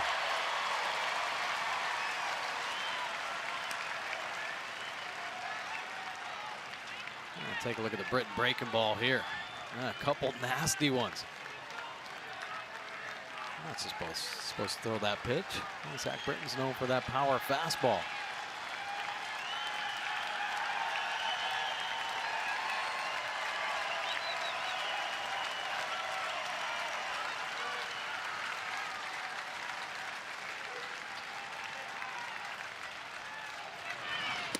And he got him. Another breaking ball. Foul tip held by Caleb. Three breaking balls in a row. Pretty impressive stuff here. With that, and get the hitter all in between. And they gear up for the Zach Britton fastball. A surprise attack with 3 curves.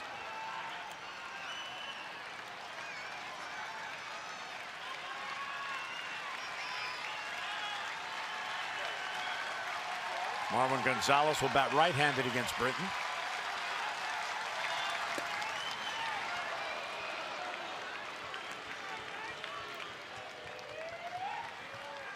And the Orioles with another 10-hit game.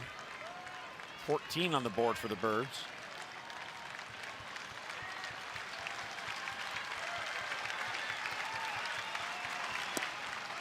Ball 2.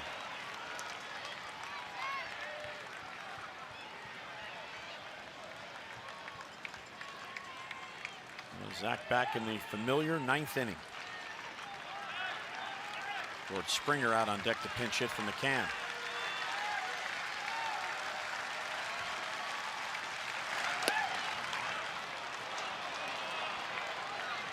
Hard time harnessing that heater right now, moving all over the place.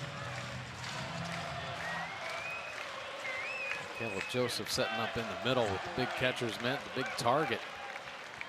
Trying to throw it here and let it work. Strike at the knees, 3-1.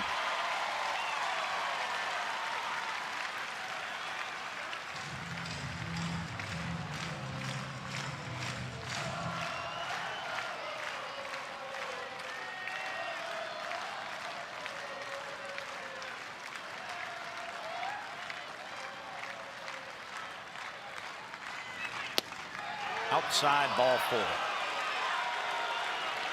And Marwin Gonzalez gets on base for a 4th time in this game, allowing the tying run to come to the plate. And Springer will pinch hit for McCann. How about this bat coming off the bench? In this series, 5 for 10. 27 home runs on the year.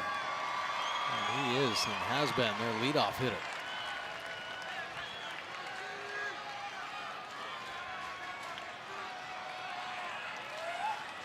He was given a day off so Aoki could get a start.